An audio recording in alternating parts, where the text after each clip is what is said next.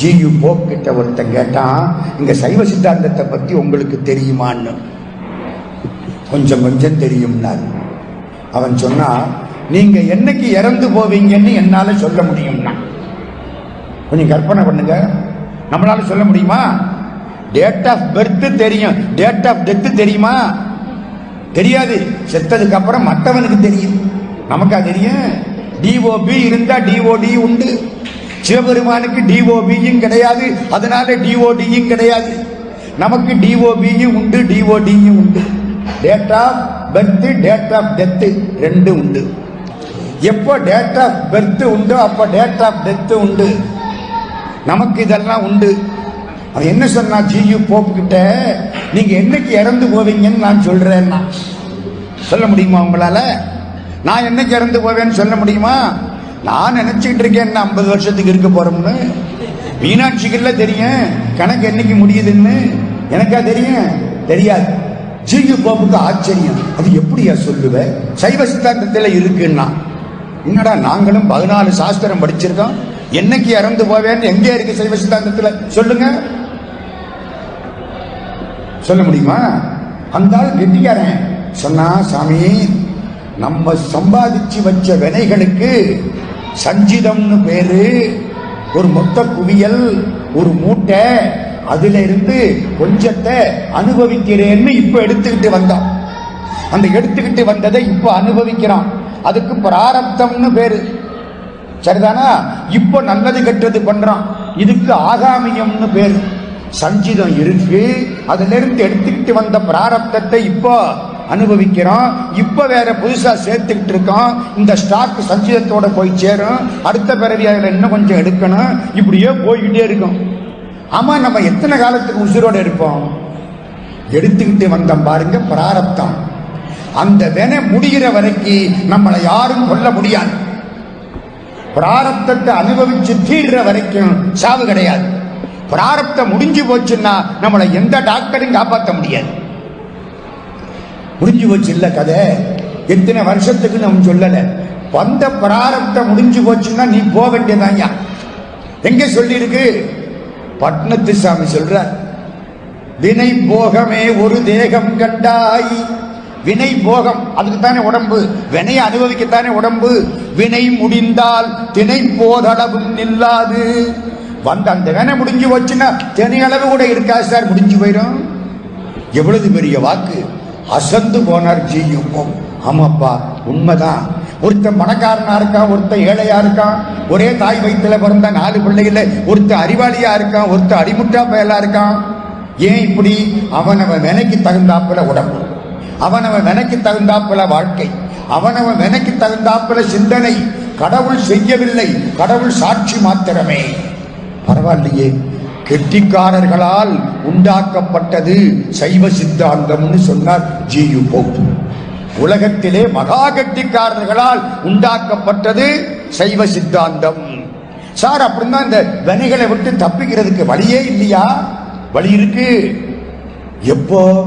பராசக்தியின் அருள் கிடைக்குமானால் இந்த வினைகள்ல இருந்து தப்பிச்சுடலாம்.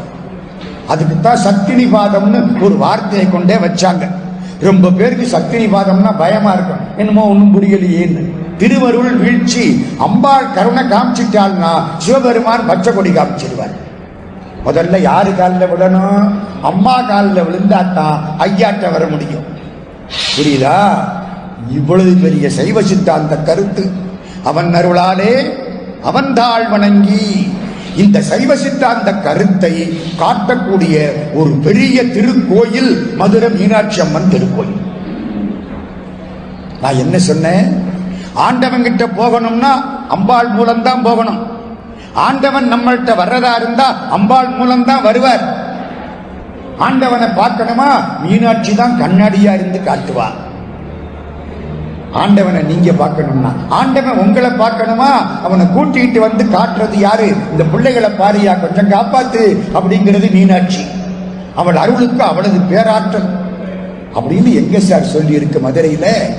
மதுரை கோயில் கொஞ்சம் கற்பனை பண்ணி கொள்ளுங்கள். முரட்டு கோயில், 4 பக்கம் 4 வாசல், 4 வாசல் ராஜ கோபுரங்கள். கிழக்கில் அம்மன் சன்னதின்னு ஒரு வாசல், அதுல கோபுரம் எல்லாம் கிடையாது, சின்ன சந்நிதி, அவ்வளவுதான். சாமி இந்த 4 வாசல் வழியா வர்றதும் கிடையாது, போறதும் கிடையாது. ராஜகோபுரம், தெற்கு வாசல், கிழக்கு வாசல், மேற்கு வாசல், வடக்கு வாசல், ராஜகோபுரங்கள். சாமி வர்றதும் கிடையாது, போறதும் கிடையாது. ஆசாமிகள் தான் நம்மள மாதிரி போக வர இருக்கிறோம். சாமி போகாது. சாமி எந்த வாசல் வழியா வெளியில போகும்? அம்மன் சன்னதி வழியாத்தான் போகும். திரும்ப சாமி உள்ள வர்ற பொழுது அம்மன் சன்னதி வழியாத்தான் உள்ள வரும். என்ன அர்த்தம்? தாயோடு சென்று பின் தாதையை கூடி, அம்மாவோட போய் அப்பாவை பார்த்து, பராசக்தியின் மூலம் தான் பகவான் நம்மிடத்திலே வருவார் அம்மன் சன்னதி வழியா. நீ போகணுமா? பராசக்தியின் மூலம் தான் நீ உள்ளே போக முடியும். இப்ப யாருக்கு ராஜ மரியாதை? பராசக்திக்கு தான் ராஜ மரியாதை. அவளுக்கு தான் எல்லாம். மதுரை மீனாட்சி கோயில்ல முதல் தீபாராதனை யாருக்கு தெரியுமா? மீனாட்சிக்கு. சொக்கலிங்க பெருமான் வெயிட் பண்ணுவாரு. தீபாராதனை முடிஞ்சுதான் இவருக்கு தீபாராதனை. பூஜை யாருக்கு முன்னால? அம்பாளுக்கு தான் முன்னால.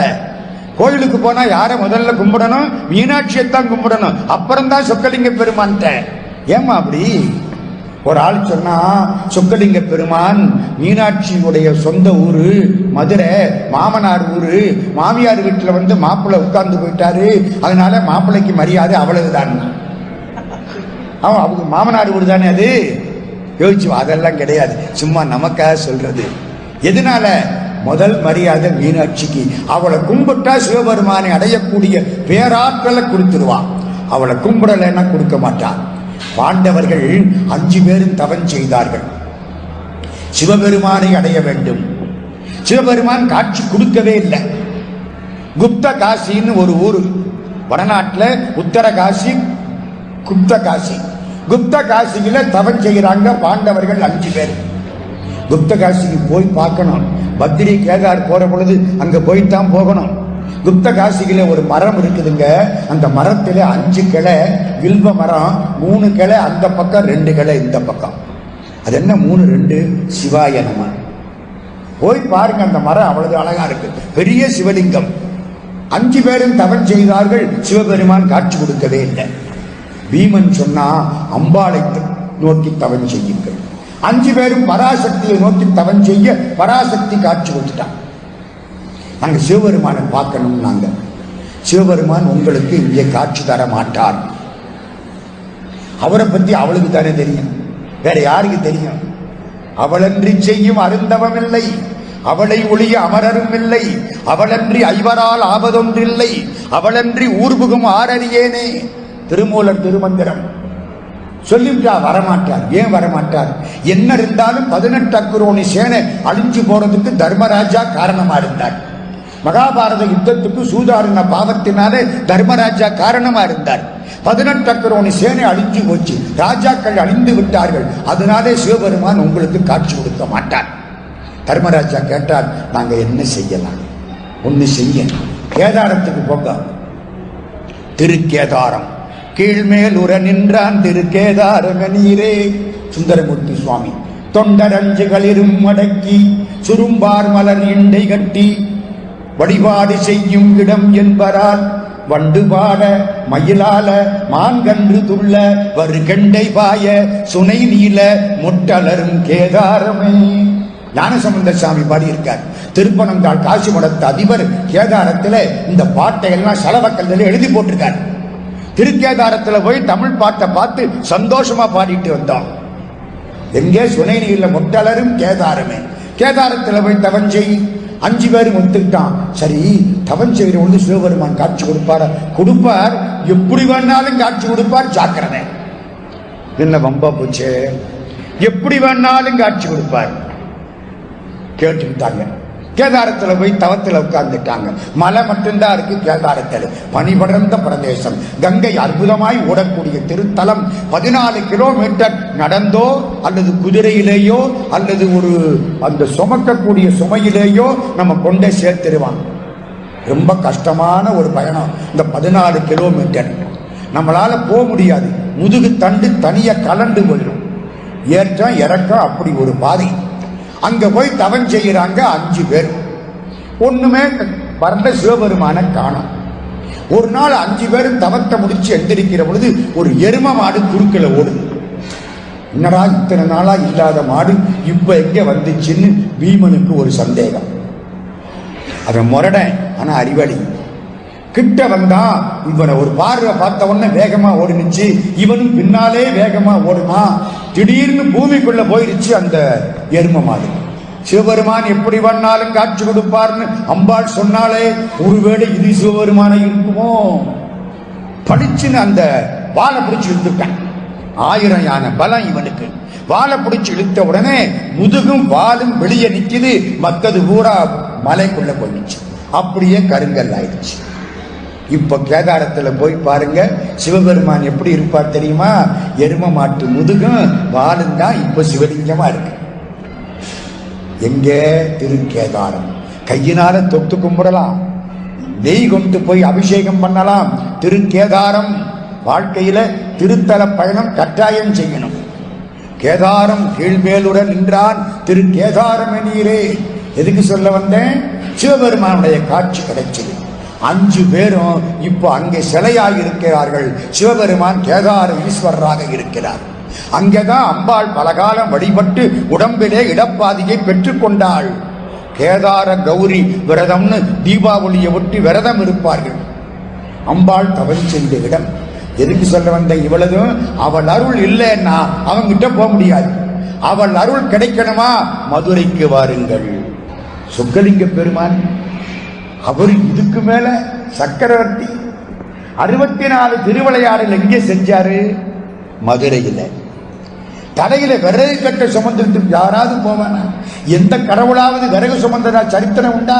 ஒரு பானபத்திரனுக்காக தலையில விறக தூக்கிக்கிட்டு போனார். என்ன திருவிளையாடல் ஞாபகத்துக்கு வருதா? இன்று ஒரு நாள் போதுமா, இன்று ஒரு நாள் போதுமா நினைப்புக்கு வருதா இல்லையா? சிவாஜி கணேசன் ரொம்ப கொடுத்து வச்சவர். நல்ல சிந்தனைகள்லாம் நினைக்கிற பொழுது அவர் ஞாபகத்துக்கு வருது. நீங்க யோசிச்சு பாருங்க. அப்பர் சுவாமி எப்படி இருப்பார்னா யாரு ஞாபகத்துக்கு வருது? சிவாஜி கணேசன் ஞாபகத்துக்கு வருது. புண்ணியவா ரொம்ப கொடுத்து வச்சவர். இன்னைக்கும் அது அவர் சிந்தனை நமக்கு உண்டாகுது. சொக்கலிங்க பெருமான் ஒரு செய்தி சொல்றேன். புராணமெல்லாம் இருக்கட்டும், இதெல்லாம் சரித்திரம். நான் சொல்றது 1400 ஒட்டி ஒரு காலகட்டம்.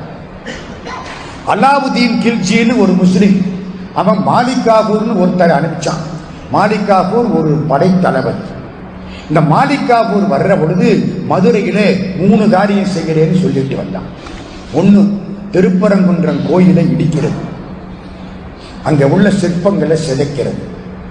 2, மதுரை கோயில்ல சிவலிங்கத்துக்கு கீழே இருக்கக்கூடிய தங்கம், வைரம், மாணிக்கம் எல்லாத்தையும் எடுத்துக்கிறது.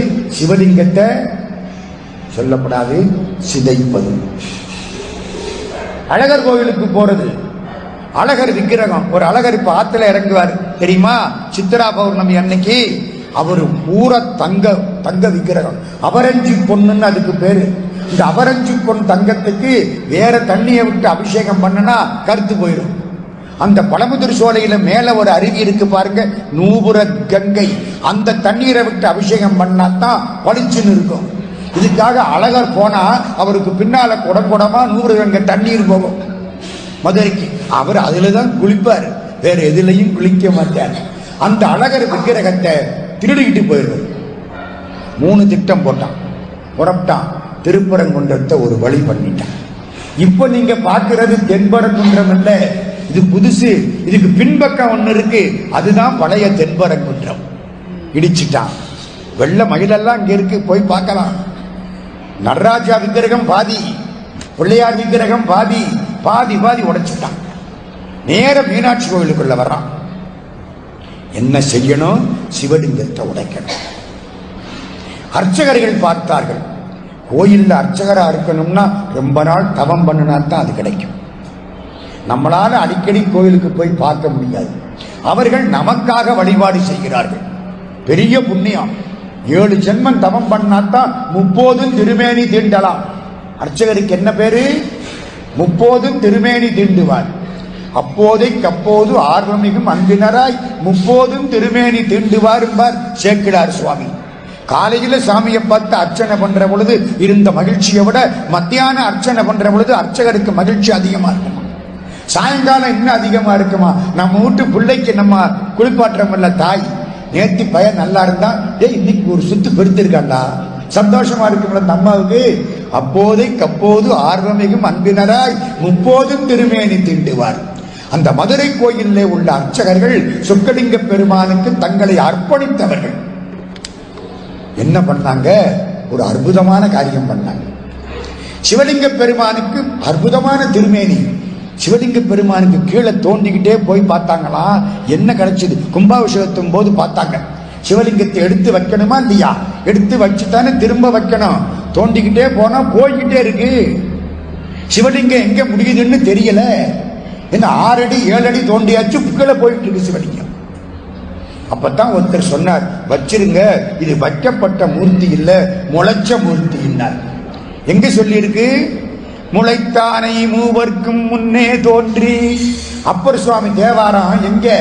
மதுரைக்கு. முளைத்த பெருமான், நீங்க ஒன்னும் தூக்கி வைக்க முடியாது அவரை, பூமியோட பூமியா உட்கார்ந்து இருப்பார். பொள்ளாச்சி மகாலிங்க ஐயா சொல்றார், 10 லட்சம் வருஷத்துக்கு முன்னாலேயே இந்த சிவலிங்கம் இருக்கிறதுங்கிறார். எப்போன்னு தெரியல, 10 லட்சம் வருஷத்துக்கு முன்னாடி. அப்படிப்பட்ட சிவலிங்கம், அற்புதமான சிவலிங்கம். தலையில ஒரு வடு இருக்கும். வடு எப்படி வந்துச்சு? இந்த பாண்டிய ராஜா அடிச்சான் பாருங்க, எப்ப புட்டுக்கு மண் சுமந்த பொழுது அந்த வடு தலையில இருக்குன்னா. போய் பக்கத்துல போய் பார்க்கலாம். இந்த உள்ளதான் போக முடியாது, கும்பாபிஷேக நேரத்தில் உள்ளே போய் பார்க்கலாம். நாங்கெல்லாம் அப்படி பார்த்து, அதனாலதான் சொல்றேன், சந்தோஷமா கட்டி பிடிக்கலாம் அவரை. மற்ற நாள்ல எல்லாம் முடியாது. அற்புதமா இருக்கு அந்த மூர்த்தி, அழகான மூர்த்தம். என்ன பண்ணாங்க இந்த அர்ச்சகர்கள்? நல்ல அலங்காரம் பண்ணாங்க. பெரிய சாட்ட மாலை கொண்டே போட்டாங்க, விளக்கேற்றி வச்சாங்க, முன்னால பூக்களை போட்டாங்க. சாமிக்கு முன்னால ஒரு சுவர் எழுதிட்டாங்க. உள்ள போக முடியாது இனிமே. 3 பக்கம் பழைய சுவரு, முன்னால ஒரு சுவர் எழுப்பி முடியாச்சு. அதுக்கு முன்னால ஒரு டூப்ளிகேட் சிவலிங்கத்தை வச்சாங்க. சிவலிங்கத்திலையும் டூப்ளிகேட். அதான் நம்ம பழக்கம், விட மாட்டோமே. அரசாங்கம் அடிச்ச நோட்டை விட நம்மாடு அடிச்ச நோட்டு நல்லாவே இருக்கு. இதுக்கு என்ன செய்ய சொல்றீங்க? அது மாதிரி டூப்ளிகேட் சிவலிங்கத்தை கொண்டாந்து முன்னால வச்சாச்சு. வச்சு அர்ச்சனை ஆரம்பிச்சிட்டாங்க. அவன் மாலிகாபூர் வந்தான், அல்லாவுதீன் கில்ஜி அவனுடைய படைத்தளபதி வந்தான், பார்த்தான், இந்த டூப்ளிகேட் சிவலிங்கத்தை உடைச்சுட்டான். ஆவுட வேற, சிவலிங்கம் வேற. சந்தோஷம் அவனுக்கு, உடைச்சாச்சு. இவங்களுக்கு சந்தோஷம், தப்பிச்சுட்டாரு, முடிச்சுது. அழகர் கோயிலுக்கு போனான், அந்த விக்கிரகத்தை பார்த்தான், அழகா இருந்தது, தூக்கிட்டான். அதையும் கொள்ளையடிச்சான், நிறைய இருந்ததெல்லாம் எடுத்தான். அந்த தளபதிக்கு அந்த ஊர்ல ஒரு காதலி, அவளுக்கு அவளோட கல்யாணம் பண்ணிக்கிட்டு 7-8 வருஷம் இருந்தான். அப்ப ஒரு பெண் குழந்தை பிறந்தது. அந்த பெண் குழந்தைக்கு 6 வருஷம் ஆகிற பொழுது இந்த விக்கிரகத்தை பார்த்தது. எந்த விக்கிரகத்தை? அழகர் கோயில் அழகர் கண்டழகர் விக்கிரகத்தை. இந்த பொம்மை நல்லா இருக்கு, வாப்பா நான் வச்சுக்கிறேன். சரின்ட்டான். இந்த பொம்மையை கொடுத்துட்டு போயிட்டாங்க. 30 வருஷம் கிட்டத்தட்ட ஆயிப்போச்சு. அது வரைக்கும் கோயில் பூட்டி கிடக்கு. இந்த பொம்மை அங்கே இருக்கு. யாரு? கள்ளழகருடைய திருமேனி, அழகான விக்கிரகம் அங்கே இருக்கு. அப்புறமா ஒரு வழியா கிருஷ்ணதேவராயருடைய ஆட்சி காலம் வந்து ஒரு பயமெல்லாம் மாறி எல்லாரும் போய் பார்க்கிறாங்க. அழகர் கோயில்ல மூலஸ்தானத்தில் இருக்கவர் உடைக்கப்பட்டிருக்கிறார். உற்சவ விக்கிரகத்தை காணோம். எங்கே இருக்குன்னா வண்டியூர்ல இருக்குன்னு சொல்லிவிட்டாங்க. வண்டியூர்ல ஒரு துலுக்கப்பெண் வீட்டுல இருக்கு. எல்லாரும் வந்து கேட்டா இந்த பொண்ணு தூக்கி கொடுத்துருச்சு, கோயில்ல கொண்டே வச்சுங்க. நம்மால் என்ன பண்ணா, தூக்கி கொடுத்த உடனே கொண்டுகிட்டு வந்து உள்ள வைக்கணுமா இல்லையா? என்ன இருந்தாலும் 40 வருஷம் துலுக்க வீட்டுல இருந்த பொண்ணு, துலுக்க வீட்டுல இருந்த விக்கிரகம் உள்ள வைக்கப்படாதுன்னு வெளியில வச்சுட்டாங்க. 6 மாசம் வெளியில வச்சு அதுக்கு எல்லா மந்திரமும் சொல்லி அப்புறம் கொண்டே உள்ள வச்சாங்க. ஊருக்கார என்ன சொல்லிவிட்டான், அழகர் எங்கேயோ போயிட்டு வந்தாரு, வீட்டுக்காரம்மா சேர்க்க மாட்டேன்னுச்சு, வெளியிலே உட்காந்து விட்டாங்கன்ட்டாங்க. இன்னைக்கு இப்ப போய் பாருங்க, மதுரையில இந்த அநியாயத்தை எங்க போய் சொல்றது? நம்ம தான் இந்த அநியாயம் பண்றது பூரா. மற்ற மதத்துல பிடிச்சோம்னா உதைச்சு விடுவான், இங்க என்ன வேணாலும் சொல்லிக்கலாம். முக்கியமான செய்திக்கு வர்றேன். மீனாட்சி கோயில் எல்லாரும் வந்து பாக்குறாங்க, சுவர் எழுப்பி இருக்கு. நீ பயம் இல்லை, சுவத்தை உடைக்கிறாங்க.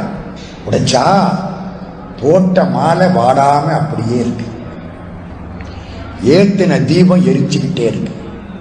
சார் 4 பக்கம் அடைச்சு விட்டு தீபத்தை ஏத்தினா ஆக்சிஜன் எவ்வளவு நேரத்துக்கு இருக்கும்? எரியுது. எழுதியிருக்கான் புத்தகத்துல கோயிலை பற்றிய வரலாறுகள். எங்கே? சொக்கலிங்க பெருமானுடைய அருளாட்சி. இன்னொன்னு சொல்லிட்டு பிள்ளை தமிழுக்குள்ள போறேன். அங்கே ஒருத்தர், அவருக்கு வி.என். சிதம்பரம் செட்டியார்னு பேரு. ஒரு 15-20 வருஷத்துக்கு முன்னால அவர் தான் அறங்காவலர் குழு தலைவராக இருந்தார். அங்கே ஒரு சந்நிதி, அந்த சந்நிதியில விக்கிரகமே கிடையாது. நம்ம ஆர்.எம். சுப்பையாவுக்கெல்லாம் சொந்தக்காரர் வி.என். சிதம்பரம் செட்டியார். அங்கே ஒரு சந்நிதியில எந்த விக்கிரகமும் கிடையாது. பழைய காலத்துல ஒரு பெருமாள் விக்கிரகம் இருந்து யாரோ கொள்ளையடிச்சிட்டாங்க. இவர் என்ன பண்ணினாரு, திருக்கல்யாண உற்சவம் பண்ணணும், கல்யாண சுந்தரேஸ்வரருக்கு ஒரு சந்நிதி வைக்கிறேன்னு இவர் செலவுல கிட்டத்தட்ட அப்போ 1 லட்சம் ரூபாய் செலவழிச்சு மூர்த்தம் எல்லாம் தயார் பண்ணி சந்நிதியில கொண்டே வச்சிட்டார். வச்சா கும்பாபிஷேகம் இன்னைக்கு காலையில ஒரு வீட்டில் குளிச்சுட்டு இருக்காரு. திடீர்னு மலேசியாவில இருந்து ஒரு போன் வருது. இங்கே அவருக்கு வியாபாரங்கள் உண்டு. அவங்க வக்கீல் வெங்கடாச்சலம் என்ற வெங்கா, புகழ்பெற்ற வழக்கறிஞர், இங்க இருந்து தகவல் கொடுக்கிறார். அந்த கேஸ் நமக்கு ஜெயிச்சு போச்சு, இனிமே அப்பீலுக்கெல்லாம் போக முடியாது, ஏகப்பட்ட லட்சம் மிச்சம்ங்கிறார். வி.என். சிதம்பரம் செட்டியார் சொல்றார், 1 லட்சம் ரூபாய் கொடுத்து நான் இந்த திருப்பணியை எடுத்துக்கிட்டேன், பல லட்சம் வெள்ளி மீனாட்சி எனக்கு கொடுத்து விட்டா. கடவுளுக்கு எதை கொடுக்கிறீங்களோ அது பல மடங்கு திரும்பி வரும். கடவுளுக்கு நேரத்தை கொடுத்தா அந்த நேரம் உங்களுக்கு பல மடங்கு மிச்சப்படும். கடவுளுக்கு உழைத்தால் உங்கள் செயலை செய்வதற்கு உங்களுக்கு பல பேர் வந்து சேர்ந்து கொள்வார்கள். 3 பேரும் அரசாண்ட திருத்தலம் மதுரை. யாரு 3 பேரு?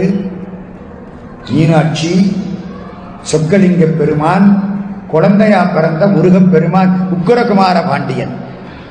மதுரையில 6 மாசம் மீனாட்சியின் அரசாட்சி, 6 மாசம் சொக்கலிங்க பெருமான் அரசாட்சி.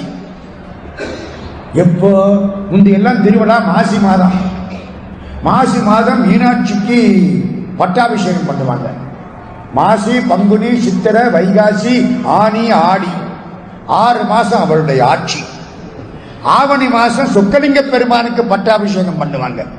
ஆவணியில ஆரம்பிச்சு ஆவணி, புரட்டாசி, ஐப்பசி, கார்த்திகை, மார்கழி, தை 6 மாசம் இவருக்கு ஆட்சி. 50-50. இன்னைக்கு இந்தியன் பார்லிமெண்ட்ல இதை கொண்டாட மாட்டாம தவிச்சுட்டு இருக்காங்க. என்ன? மதுரையில மீனாட்சி கோயில்ல அப்பவே கொண்டாந்தாச்சு. 6 மாசம் அம்மாவுக்கு ஆட்சி, 6 மாசம் அப்பாவுக்கு ஆட்சி, 2ம் சமம். தாய்மார்களுக்கெல்லாம் ரொம்ப சந்தோஷமா இருக்கு. நம்மால் என்ன பண்ணாங்க, அதை திருமண நாயக்கர் வந்த உடனே மாசி மாத திருவிழாவை சித்திரைன்னு மாத்திட்டார். ஏன்? அழகர் கோயில் திருவிழா சித்திரை, 2ஐயும் ஒன்னா சேர்த்திருவோம்னு சித்திரை மாசம் திருக்கல்யாணம் விட்டார். அப்ப மீனாட்சிக்கு பட்டாபிஷேகம் சித்திரை மாசம் ஆகி போச்சு. சித்திரை, வைகாசி, ஆனி, ஆடி 4 மாசம் தான் அவளுக்கு. ஆவணி, புரட்டாசி, ஐப்பசி, கார்த்திகை, மார்கழி, தை, மாசி, பங்குனி 8 மாசம் அவருக்கு. இது ரொம்ப போச்சு இல்ல? திருமண நாயக்கம் பண்ண வேலை. மீனாட்சி 2 மாசத்தை கொடுக்க, சொக்கலிங்க பெருமானுக்கு 8 மாசம் அருளாட்சி, மீனாட்சிக்கு 4 மாசம் அருளாட்சி. மதுரையில் இருக்கவங்களுக்கு யார் சக்கரவர்த்தி? சொக்கலிங்க பெருமான் தான் சக்கரவர்த்தி. இன்னைக்கு அவர் ராத்திரி அர்த்த ஜாமத்துக்கு போவார். காலையில திருவனந்தல் பார்த்தா வாழ்க்கை சுகமா இருக்கும். ராத்திரி அர்த்த ஜாமம் பார்த்தா புருஷன் பொண்டாட்டிட்ட தகராறு வராது. நினைப்பல வச்சுங்க, தற்செயலா இது ஞாபகத்துக்கு வந்தது. இப்போ ராத்திரி அர்த்த ஜாமம் பார்த்தா கணவன் மனைவி சண்டை வராது. ஒரு அம்மா மணிப்பரிசையில ஒரு போட்டோ வச்சிருக்கு. யாரு போட்டோ? புருஷன் போட்டோ. கணவன் படம் அங்கே இருக்கு. கணவனுக்கு ஒரே ஆச்சரியம், என்னது என் படத்தை கொண்டாந்து இல்லை வச்சிருக்கேன். எல்லாரும் பிள்ளையார் படத்தை வச்சிருப்பாங்க, முருகன் படத்தை வச்சிருப்பாங்க, என்ன என் படத்தை வச்சிருக்கிறேன்? இல்லைங்க, எனக்கு இந்த படத்தை பார்த்தா தான் ஒரு தைரியம் உண்டாகும். இவனுக்கு இவனே நம்ப முடியல. அப்படியா? என்னம்மா சொல்ற? ஆமாங்க, என்ன கஷ்டம் வந்தாலும் இந்த படத்தை எடுத்து பார்ப்பேன். இந்த மனுஷனை கட்டிக்கிட்டமே, இதை விட மோசமான கஷ்டமா இப்படி வரப்போகுது அப்படின்னு நினைப்பேன். அந்த கஷ்டம் ஒண்ணுமில்லாம போயிடும். எப்படி இருக்கு இப்படி ஒரு புருஷன்? இன்னொரு கதை கேளுங்க. கணவன் மனைவி 2 பேரும் 30 வயசுல ஒரு ஜோசியர்கிட்ட கொண்ட கையை நீட்டினாங்களாம். ஜோசியர் பார்த்தாராம், இன்னும் 50 ஆண்டுகள் இப்படியே இணைந்து வாழ்வீர்கள். புருஷன் கேட்டானா, இதுக்கு ஒன்றும் பரிகாரம் இல்லையா? அவன் பற்றவாடு அவனுக்கு இல்லை தெரியும், இன்னும் 50 வருஷத்துக்கு ஆனானா அவன். இந்த சண்டையெல்லாம் போகணும்னா அர்த்த ஜாமம் பார்க்கணும். ஊஞ்சல்ல வச்சு அம்பாளையும் சிவபெருமானையும் ஆற்றாங்க பாருங்க.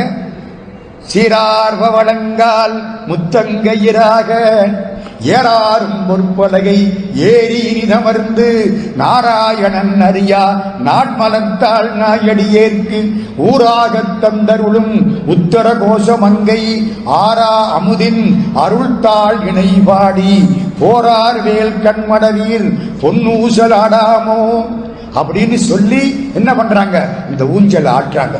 அந்த அர்த்த ஜாமத்துல போய் கும்பிடணும். கும்பிட்டா புருஷன் பொண்டாட்டி சண்டை வராது. ஞாபகத்தில் வச்சுங்க, நம்ம கோயில்ல அர்த்த ஜாமம் இருக்கு, போய் கும்பிடுங்க, சண்டையெல்லாம் தீர்ந்து போயிடும். ஏன் சொல்ல வந்தேன் தெரியுமா? இத மதுரை மீனாட்சி கோயில்ல அர்த்த ஜாமம் நாங்கள்லாம் அப்பத்தான் பார்க்க போறது. என்ன கொஞ்சம் கூட்டம் குறைச்சலா இருக்கும். மற்ற நேரத்தில் லட்சக்கணக்கா இருக்கு கூட்டம். அர்த்த ஜாமத்துல கொஞ்சம் கம்மியா இருக்கும். அப்போ சிவபெருமானை அப்படி திருவடியை தூக்கிட்டு வர்ற பொழுது என்ன சொல்லுவாங்க, சோமசுந்தர கடவுள் பராக்குன்னு சொல்ல மாட்டாங்க. சோமசுந்தர பாண்டிய மகாராஜா பராக்கும் தான். உங்களுக்கெல்லாம் அவர் கடவுள், மதுரைக்காரங்களுக்கு அவர் மகாராஜா. ஏன், இங்க அவருடைய ஆட்சி. எவ்வளவு சந்தோஷம் பாருங்க. எங்களை ஆள்வது யாரு? காங்கிரஸ் கட்சியா, அந்த கட்சியா? ஒரு கட்சியும் கிடையாது. எங்களை ஆள்வது சொக்கலிங்க பெருமானும் மீனாட்சியும். அப்ப அந்த ஊர் எப்படி பாருங்க, தாமரப்பூ மாதிரி ஊர். நடுவிலே மீனாட்சி கோயில், சுத்தி இதழிதழா தெரு மீனாட்சி கோயில். அதை சுத்தி 4 ஆடி வீதி, அதை சுத்தி 4 சித்திர வீதி, அதை சுத்தி 4 ஆவணி மூல வீதி, அதை சுத்தி 4 மாசி வீதி, அதை சுத்தி 4 மாரட்டு வீதி, அதை சுத்தி 4 வெளி வீதி. தாமரப்பூவுக்கு இதழ் இருக்கும் பாருங்க. அப்படிப்பட்ட ஒரு அமைப்பு. பெருந்தலைவர் காமராஜர் ஆட்சியில் இருந்த பொழுது நெய்வேலின்னு ஒரு ஊரை உண்டாக்கினாங்க. லிக்னைட் கார்பரேஷன், பழுப்பு நிலக்கரி. நெய்வேலி ஊரை அமைக்கணும்னு சொன்னாங்க. இன்ஜினியர்ஸ் எல்லாம் என்ன சொன்னாங்க, சுவிட்சர்லாந்துல போய் நாங்க பார்த்துட்டு வந்துடுறோம் ஊரை எப்படி அமைக்கிறதுன்னு. என்ன அரசாங்க செலவுல போயிட்டு வரலாம்ல. இப்ப அப்படித்தான் நடக்குது இந்தியாவில். பதவிக்கு வந்த அத்தனை ஊரையும் பார்த்து விடுறது அப்படின்னு பட்டியல் போட்டு பார்க்கறாங்க. காமராஜர் சொன்னார், ஏண்டா முட்டாள்களா, இதுக்கு எதுக்குடா நீங்க சுவிட்சர்லாந்துக்கு போறீங்க, மதுரையை போய் பார்த்துட்டு வாங்க. அதை விடவா அழகா நீங்க அமைக்க போறீங்க. மதுரைக்கு வழி வாயிலே, வாயில் 4 கோபுர வாசல், மாசி வீதி. கிழக்குல இருந்தா கிழக்கு மாசி வீதி, வடக்குல இருந்தா வடக்கு மாசி வீதி, தெற்குல இருந்தா தெற்கு மாசி வீதி. நீங்க ஜாலானுங்கிறீங்கல்ல, எங்களுக்கு வீதி சரிதானே? எல்லாம் இப்படித்தான். வடக்காவணி மூல வீதி, கிழக்காவணி மூல வீதி. தெரு எந்த பக்கம்னு சூரியனை பார்த்துக்கிட்டு வீட்டுக்கு போயிடலாம். சூரியன் எந்த திக்கில் இருக்கான்னு நமக்கு தெரியணும், அதான் முக்கியம். அப்படிப்பட்ட திருத்தலம் சொக்கலிங்க பெருமான் திருமுறை பாடியது அங்கே. சொக்கலிங்க பெருமான் 49 புலவர்களுக்கு தலைமை ஏற்று சங்கத் தமிழின் தலைமை புலவனாயிருந்தது அங்கே. அம்பாளுடைய சக்தி பீடங்கள் முக்கியமான இடம். தாட்சாயணி, தக்க பிரஜாபதி. தக்கன் ஒரு பிரம்மா, உண்டாக்கக்கூடிய ஆற்றல் பெற்றவன் தட்சன். திமிரு ரொம்ப அதிகமா போச்சு. இந்த நானுங்கிற ஆணவம் இருக்கே, நம்மளை விட்டு போகவே போகாது, நம்மளை கெடுக்கிறது. அதான் காலையிலிருந்து ராத்திரி வரைக்கும் அதிகமா சொல்ற வார்த்தை எது? நான் சொன்னேன் கேட்க மாட்டேங்கிறீங்க. இந்த வீடு நான் தான் கட்டினேன், 40 லட்சம் ரூபாய் செலவழிச்சு நான் தான் சார் கட்டினேன். வீடு இடிஞ்சு போச்சுன்னு வச்சுங்க, போக வேண்டிய நேரம் போயிருச்சுங்க. இது அப்படி இருக்கு. இந்த நான் நான் நான் நான் எல்லாத்திலையும் நான். 10 பத்தாவதுக்கு ஒரு ஹோட்டலுக்கு போனா இட்லி வேண்டாம், தோசை வேண்டாம், நான் கொண்டாங்க. அங்கேயும் நான் வேண்டி இருக்கு. இந்த நான் போகணும் தானே நாய் வட்டப்பாடு பண்றான், போக மாட்டேங்குது. கடைசி வரைக்கும் நான் போக மாட்டேங்குது. செத்து போனா கூட அவர் சிவலோக பதவி அடைந்து விட்டார் என்பதை மிகுந்த வருத்தத்தோடு தெரிவித்துக் கொள்கிறோம். அப்பவும் பதவி. அது வேடிக்கை தெரியுமா? சிவலோக பதவி அடைஞ்சதுக்கு வருத்தப்படுறாங்க. எங்க அதுன்னு கிடைக்குமா? அப்படி சிவலோக பதவி அடைஞ்சா சந்தோஷப்படணுமே. செத்து போனதுக்கு வருத்தப்படலாம், சிவலோக பதவி அடைஞ்சா சந்தோஷப்படணுமே. என்ன அர்த்தம் அப்படி எழுதுனா? இந்த மனுஷன் நரகத்துக்கு போயிருக்கணும், இவர் சிவலோகத்துக்குள்ள போயிட்டாரு, வருத்தப்படுறேன்னு அர்த்தம். இன்னார் சிவலோக பதவி அடைந்து விட்டார் என்பதை வருத்தத்தோடு தெரிவித்துக் கொள்ளுகிறோம். மடத்தனமா எழுதி வைக்கிறாங்க. யார் என்ன செய்ய முடியும்? மதுரை மீனாட்சி கோயில்ல அம்பாளுக்கும் பெருமானுக்கும் ரொம்ப சிறப்புகள் உண்டு. தாட்சாயணிட்ட நான் போனேன். தக்க பிரஜாபதி பிரம்மாவுக்கு சமானம். ஆணவம் வந்துருச்சு. அவன் பொண்ணு தாட்சாயணி. அதை சிவபெருமானுக்கு கல்யாணம் பண்ணி கொடுத்துட்டான். இவன் ஒரு யாகம் பண்றான். இவனுக்கு சிவபெருமான் மேல கோபம். என்ன கோபம்? இவனுக்கு 27 பொண்ணு. எப்படி இருக்கு? 27 பொண்ணு. 27 பொண்ணுக்கு 27 மாப்பிள்ளை பார்க்கறது கஷ்டம் இல்லை. ஒரு மாப்பிள்ளைக்கு கட்டி கொடுத்துட்டான். இந்த மாப்பிள்ளை யாரு? சந்திரன். 27 பொண்ணையும் கட்டி கொடுத்தான். அந்த 27 பொண்ணுல ஒரே ஒரு பொண்ணு அவனுக்கு ரொம்ப பிடித்தான், ரோஹிணி. அவள்கிட்ட பிரியமா இருக்கான். 26 பொண்ணுக்கும் கோபமா வருது. அப்பாட்ட போய் சொல்லி பிடிச்சு, அப்பா ஆணவக்காரன், ஆணவக்காரனுக்கும் முட்டாள்தனமும் சேரும், அவ்வளவுதான், இந்த மாப்பிள்ளை சாகட்டும்னு சாபத்தை கொடுத்துட்டான். கொஞ்சம் கொஞ்சமா குறைஞ்சு சாகட்டும்ட்டான். செத்தா 27 பொண்ணுமல்ல அநியாயமா போயிடும். யோசிச்சு பாருங்க. கோபம் சண்டாளம். கோபத்தை ஜெயிச்சு விட்டா உலகத்துல ரொம்ப நாளைக்கு நிக்கலாம். 100 வருஷம் வாழணுமா? பயத்தையும் கோபத்தையும் காமத்தையும் விடு, 100 வருஷம் வாழலாம். ஒரு ஆள்கிட்ட சொன்னேன், பயந்தாலும் கோபப்பட்டாலும் காமம் அதிகரித்தாலும் 100 வருஷம் வாழ முடியாதுன்னு. இவன் சொன்னா, அதெல்லாம் இல்லாம 100 வருஷம் வாழ்ந்து என்னத்த பண்றது? அவன் கவலை அவனுக்கு. அச்சத்தை வேட்கதனை அழித்து விட்டால் அப்போது சாவும் அங்கே அழிந்து போகும். மிச்சத்தை பின் சொல்வேன், சினத்தை முன்னே வென்றிடுவாய், மேதினியில் மரணமில்லை, பாரதி வார்த்தை. இவன் கோபத்துல சபிச்சுட்டான். சந்திரன் கொஞ்சம் கொஞ்சமா குறைய ஆரம்பிச்சான். எல்லாரு காலையும் போய் விழுந்தான். எல்லாரும் சொன்னாங்க, தட்சனுக்கு மிஞ்சின ஒரே ஆளு சிவபெருமான் தான், அவர்கிட்ட போய் விழு, வேற யாரும் உன்னை காப்பாற்ற முடியாது. எல்லாரும் அமுதம் வேணும்னு கடைஞ்ச பொழுது நஞ்சு வந்துதான். அது வரைக்கும் சிவபெருமான நினைக்காத பகல்லாம் அப்ப நினைச்சான். காப்பாத்துறது அவரால் தானே முடியும், வேற யாராலும் முடியாது. அது மாதிரி சந்திரன் வந்து காலில் விழுந்தான். சிவபெருமான் பார்த்தார், காலில் விழுந்தவனை தூக்கி தலையில வச்சுட்டார். பைத்தியக்காரன் தானே, அதான் பித்தான்னு கூப்பிட்டாங்களாம். காலில் விழுந்தவனுக்கு ஆசீர்வாதம் பண்ணுங்க, தலையில தூக்கி வச்சுக்கிட்டாராம். அதான் சிவபெருமானுக்கு பெருமை. பித்தா பிறைசூடி, புரியுதா? பித்தா பிறைசூடி பெருமானே அருளாளா, எத்தால் மறவாதே நினைக்கின்றேன் மனத்துன்னை, வைத்தாய் பெண்ணை தென்பால் வெண்ணை நல்லூர் அருத்துறையுள், அத்தா உனக்காளா இனி அல்லேன் எனலாமே. தூக்கி தலையில வச்சுட்டான். எப்போ? குறைஞ்சு குறைஞ்சு குறைஞ்சு குறைஞ்சு 2ஆம் பிறையா நிற்கிற பொழுது தூக்கி தலையில வச்சுட்டான். கவலைப்படாதே, இனிமேல் வளர்வாய். அடுத்த நாள் வளர்ந்து 3ஆம் பிறை ஆயிட்டான். அன்னைக்கு கும்பிட்டா புண்ணியம். வளர்ந்தான், பழையபடி ஆயிட்டான். வரத்தினாலே தேய்ந்து சிவபெருமான் அருளினாலே வளர்ந்தான். தட்சனுக்கு கோபம் வந்துருச்சு. நான் கொடுத்த வரத்துல இந்த பய செத்து போயிருக்கணும், சிவபெருமான் வரத்தை மாற்றி விட்டார், சிவபெருமான் இல்லாம யாகம் பண்றேன்னு ஆரம்பிச்சு. தட்ச யாகம் பண்ணது எங்க தெரியுமா?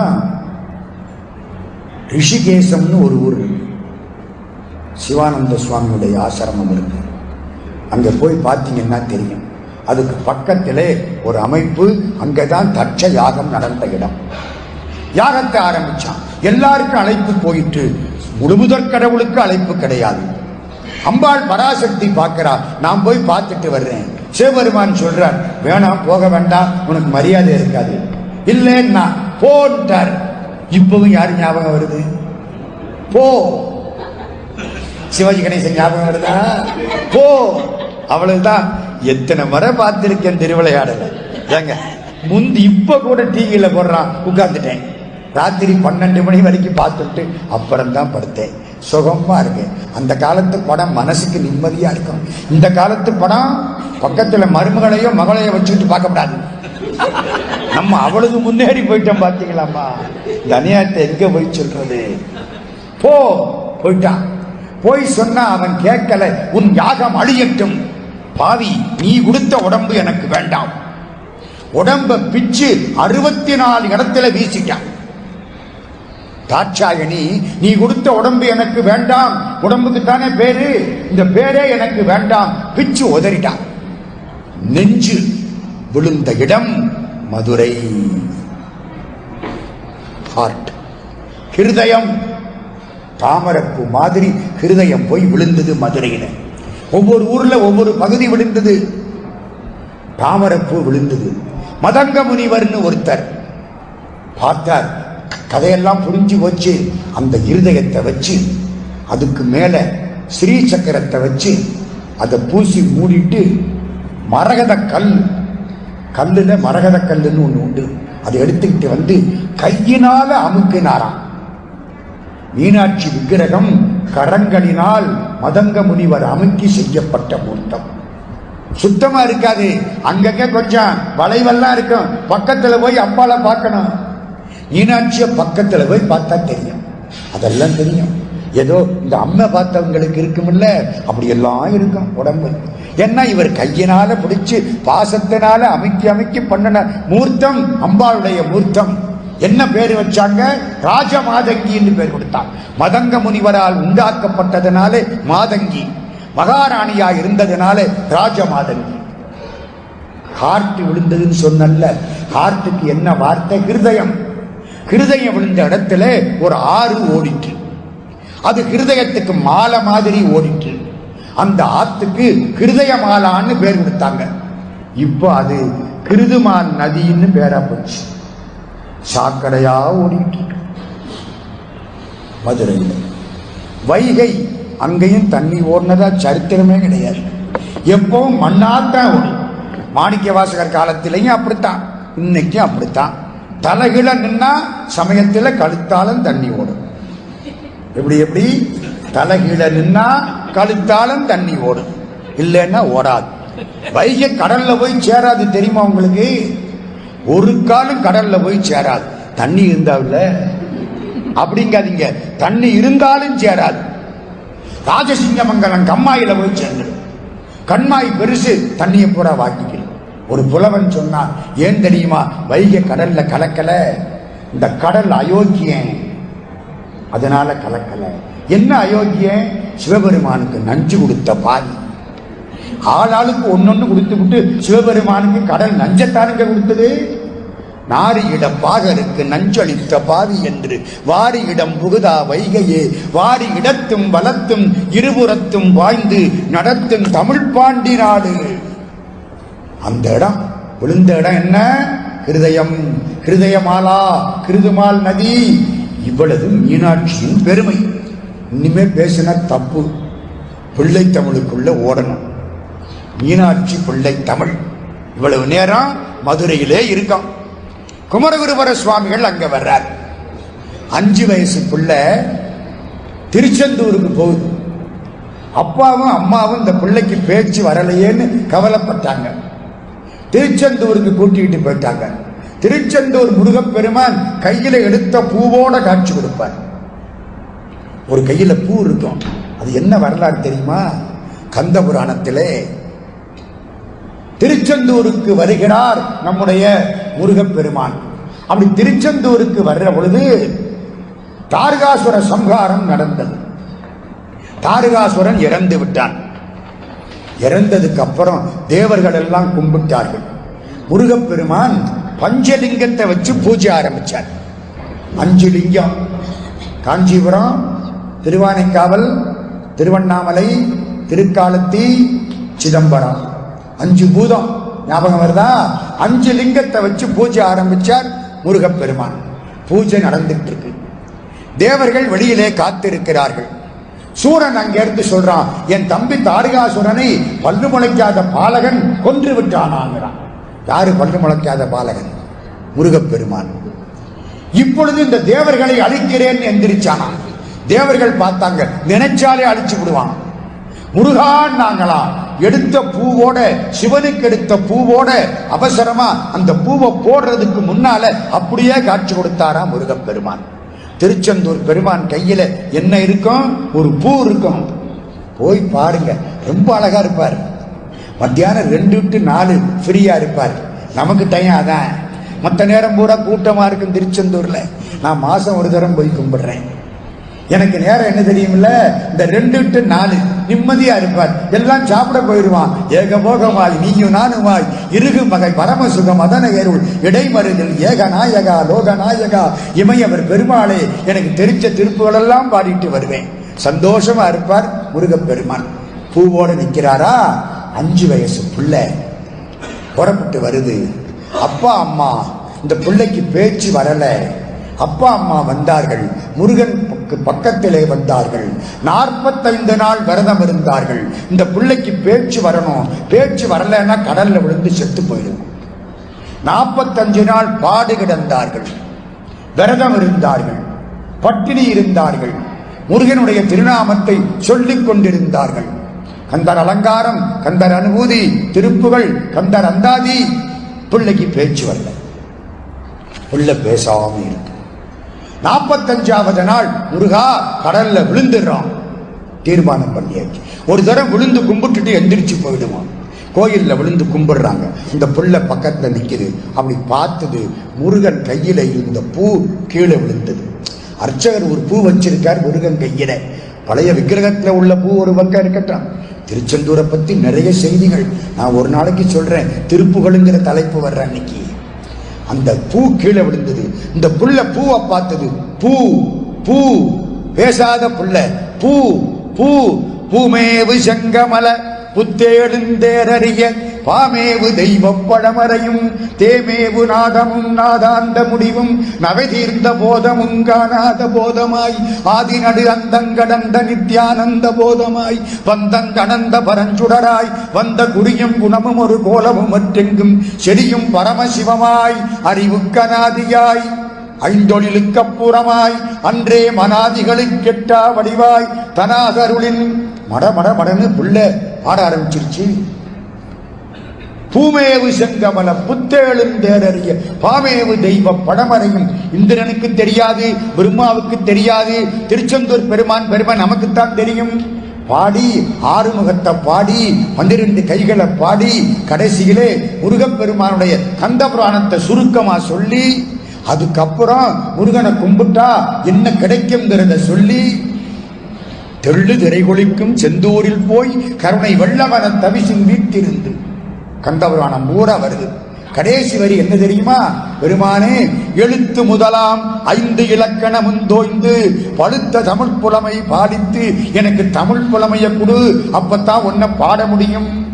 எழுத்து முதலாம் 5 இலக்கணமும் தோய்ந்து பழுத்த தமிழ் புலமை பாலித்து ஒழுக்கமுடன் இம்மை பிறப்பில் இருவாதனை அகற்றி மும்மை பெருமலங்கள் மோசித்து தம்மை விடுத்து ஆயும் பழைய அடியாருடன் கூட்டி தோயும் பரபோகம் தீப்பித்து சேய கடியேற்கும் பூங்கமல கால் காட்டி ஆட்கொண்டு அடியேற்கு முன் நின்றருள். கந்தர் கலிவெண்பான் இதுக்கு பேர். பேசாத புள்ள பேசிட்டு ஊமையாவா இருந்தது இல்ல. இவ்வளவு ஞானம் கிடைக்கணும்னு 5 வருஷம் பேசாம தவம் கிடந்தது. நமக்கு ஊமை மாதிரி தெரிஞ்சது. 5 வருஷம் தவம் இருந்ததுனால அற்புதமான வாக்கு பிள்ளை பாட ஆரம்பிச்சிருச்சு. 5 வயசு பிள்ளை. திருச்செந்தூர் கந்தர் கலிவெண்பா சகல செல்வ யோகமிக்க பெருவாழ்வு கிடைக்கும். வீட்டில் படிங்க. நான் அந்த காலத்தை இதெல்லாம் பாடம் பண்ணேன். எனக்கு ரொம்ப ஆசை. எப்போ போனாலும் பஸ்ஸில் போற பொழுது சும்மா போறதில்லை, எதையாவது படிச்சுக்கிட்டு போறது. நடந்து போற பொழுது எதையாவது சொல்லிக்கிட்டே போறது. எதையாவது சொல்லிக்கிட்டேன்னா இப்ப சில பேர் பேசிக்கிட்டே போற அவனா, புரியுதா உங்களுக்கு? அப்புறம் தான் தெரியுதே காதல் என்னமோ வச்சிருக்காங்க. அப்படி இல்லை, பாட்டு சொல்ல சொல்ல சொல்ல மனசுல நிற்கும். உரு ஏற திரு ஏறும், திரு ஏற வினை மாறும், திரு ஏற வினை மாறும். அப்ப பாடம் பண்ண பாட்டு. இந்த குழந்தை புறப்பட்டு மதுரைக்கு வந்துருச்சு. மீனாட்சி அம்மன் கோயிலுக்கு வந்துருச்சு. மீனாட்சியை பார்க்குது. இதுவே புள்ள. மீனாட்சி குழந்தையா காட்சி கொடுத்தா. அவ எப்படி ஒன்னாலும் காட்சி கொடுப்பா தெரியுமா? காலையில ஒரு காட்சி, மத்தியானம் ஒரு காட்சி, சாயங்காலம் ஒரு காட்சி. சியாமலைன்னு அவளுக்கு பேரு. மத்தியானம் 12 மணிக்கு பார்த்தா உருவம் ஒரு மாதிரி இருக்கும். காலையில பார்த்தா ஒரு மாதிரி இருக்கும், ராத்திரிக்கு அந்த 9 மணிக்கு அர்த்தஜாமம் ஆகிற பொழுது வெள்ளை கலை உடுத்து வெள்ளை பணி பூண்டு வெள்ளை கமலத்தை விற்றிருப்பாள்னு ரொம்ப அற்புதமா வெள்ளை வெளையர்னு காட்சி கொடுப்பான். ஒரு நேரத்துக்கு ஒரு காட்சி அவளுக்கு. ராஜ மாதங்கி மகாராணி வந்து பார்க்கிறார், குழந்தையா காட்சி கொடுத்தா, தாயே உன் மேல பிள்ளை தமிழ் பாடினேன். இது ஒரு பிள்ளை, காட்சி கொடுத்த மீனாட்சி ஒரு பிள்ளை, பாடுறது ஒரு பிள்ளை தமிழ். அப்பதான் அற்புதமா பாடினார் மீனாட்சி அம்மன் பிள்ளை தமிழ். அந்த மீனாட்சி அம்மன் பிள்ளை தமிழ்ல நிறைய வரலாறு, ஒரு 5-6 செய்திகளை மட்டும் இப்போ சொல்லி வைக்கிறேன். மீனாட்சியை குழந்தையாக பாவனை பண்ணி பாடுகிறார். குமரகுருபர சுவாமி ரொம்ப பெரிய ஆள் தெரியுமா? மகாத்மா காந்தி குமரகுருபர சுவாமிகள் பாட்டை படிச்சிருக்கார். மகாத்மா காந்தி தமிழ் படிச்சு குமரகுருபர சுவாமிகள் பாட்டை படிச்சிருக்கார். பள்ளத்தூர்ல அண்ணாமலை செட்டியார்னு ஒருத்தர், அவரு ரங்கோனில போய் திருக்குறளை பர்மிய மொழியில் மொழிபெயர்த்தவர். பள்ளத்தூர் அண்ணாமலை செட்டியார் காந்தியவாதி. காந்தி இருந்தது வாரத ஆசிரமத்துல. அங்க புறப்பட்டு போயிட்டார் இந்த செட்டியார். காந்திகிட்ட ரொம்ப நாள் தொண்டு செய்தார். ஊருக்கு வரணும், மகாத்மா காந்தி கிட்ட போனார். நான் ஊருக்கு போறேன், போயிட்டு வரேன், நல்லா போயிட்டு வா, எனக்கு ஒன்னே ஒன்று செய்யணும். என்னப்பா? இதுல ஒரு கையெழுத்து போட்டு கொடுக்கணும், ஆட்டோகிராஃப், மகாத்மா காந்தி ஆட்டோகிராஃப், ஒரு கையெழுத்து போட்டு கொடுக்கணும். காந்தி சிரிச்சார். கையெழுத்து போடணுமா? 5 ரூபா கொடுனார். எதுக்கு 5 ரூபா?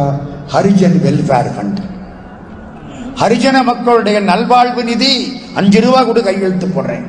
செட்டியார் சொன்னார், 5 ரூபா தர்றேன், தமிழ்ல கையெழுத்து போடணும்.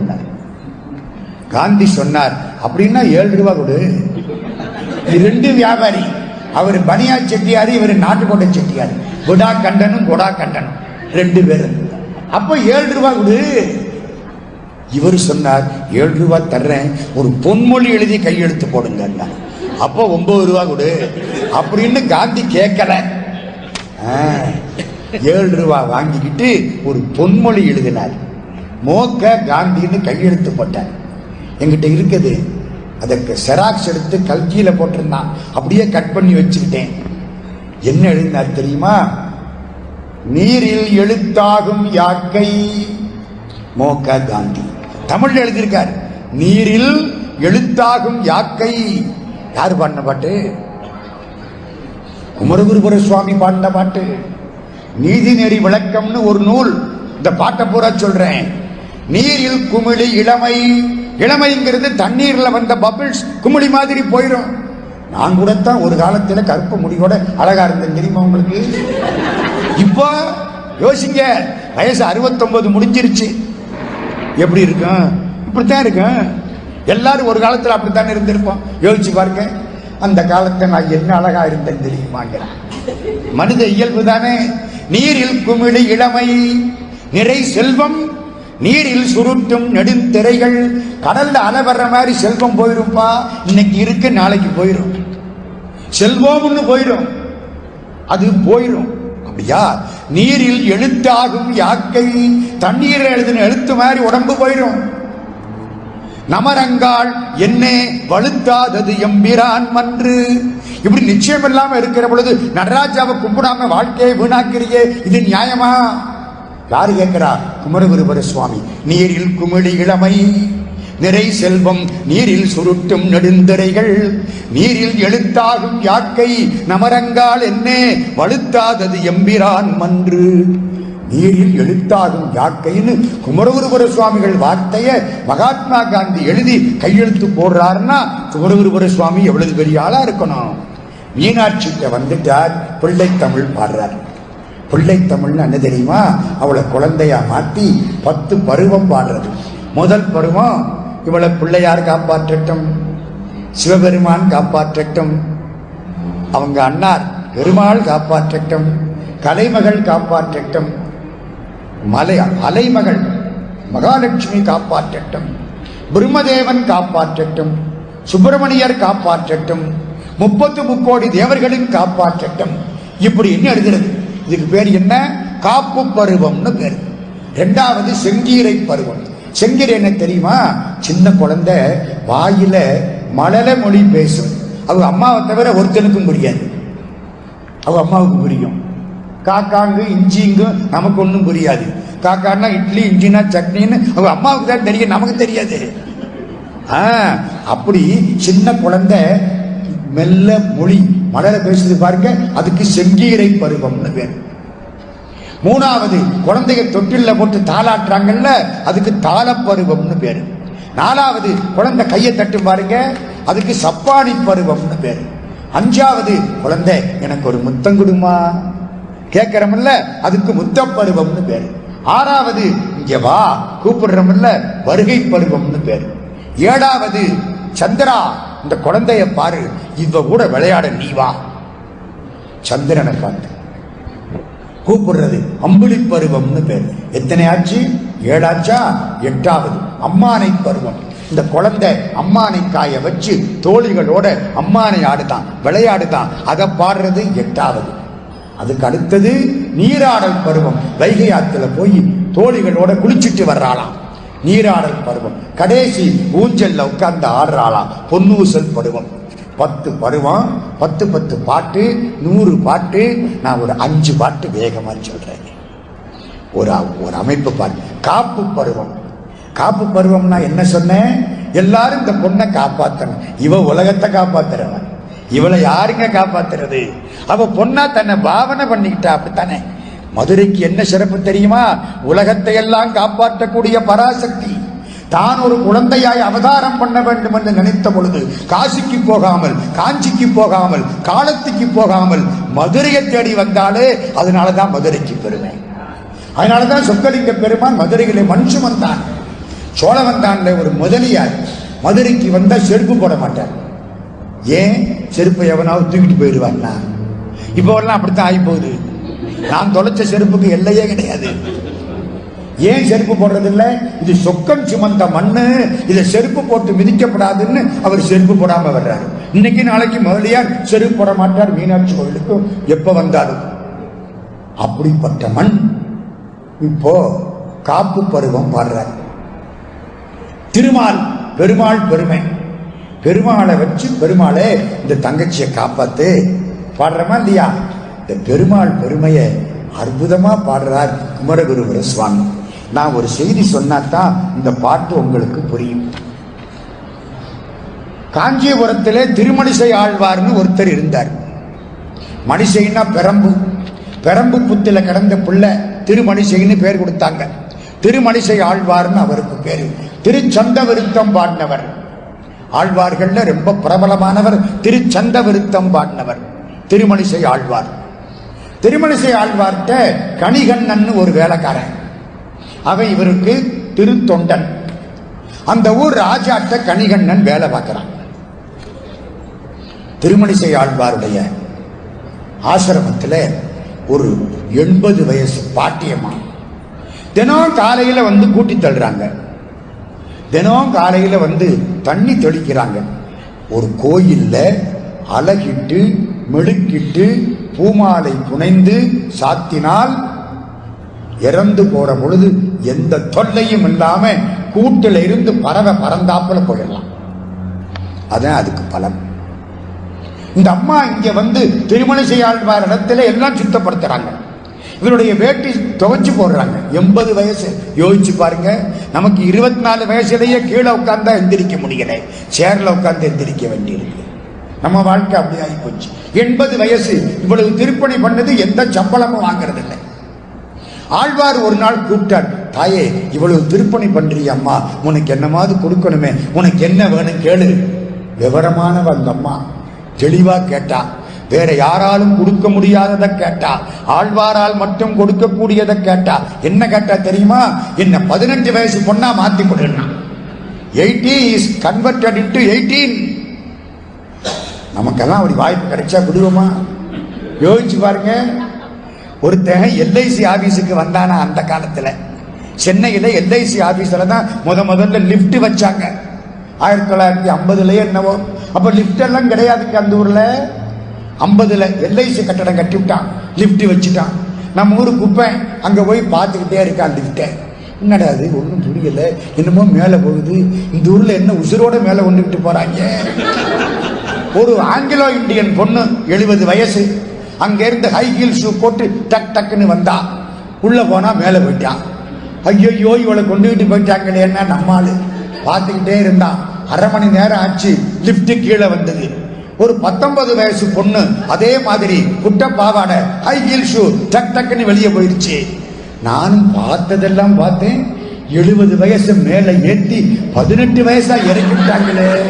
சே, இப்படி ஒரு சான்ஸ் இருக்குன்னு தெரிஞ்சிருந்தா நம்ம கருப்பாயவும் கூட்டியாந்து இருப்பேன்னு நினைச்சேன். நமக்கு ஆசை இருக்கா இல்லையா? 80 வயசு பொண்ணு 18 வயசா மாறணும்னு கேட்டா, ஆழ்வார் தீர்த்தத்தை எடுத்து தெளிச்சார், ஓம் நமோ நாராயணாய. 18 வயசு ஆயிடுச்சு. 18 வயசு அழகான பொண்ணு. வயது 16 இருக்கும், இளவயது மங்கைங்கிறார்ல பாரதி. மங்கியதோர் கனவினிலே, மங்கியதோர் நிலவினிலே கனவில் இது கண்டேன். வயது 16 இருக்கும், இளவயது மங்கை, அழகா நிக்குது 18 வயசு பொண்ணு. வாசப்படிக்கு வருது. அந்த ஊர் ராஜா பல்லக்கில் போனா, பொண்ணை பார்த்தா, அண்ணனும் நோக்கினான், அவளும் நோக்கினாள்.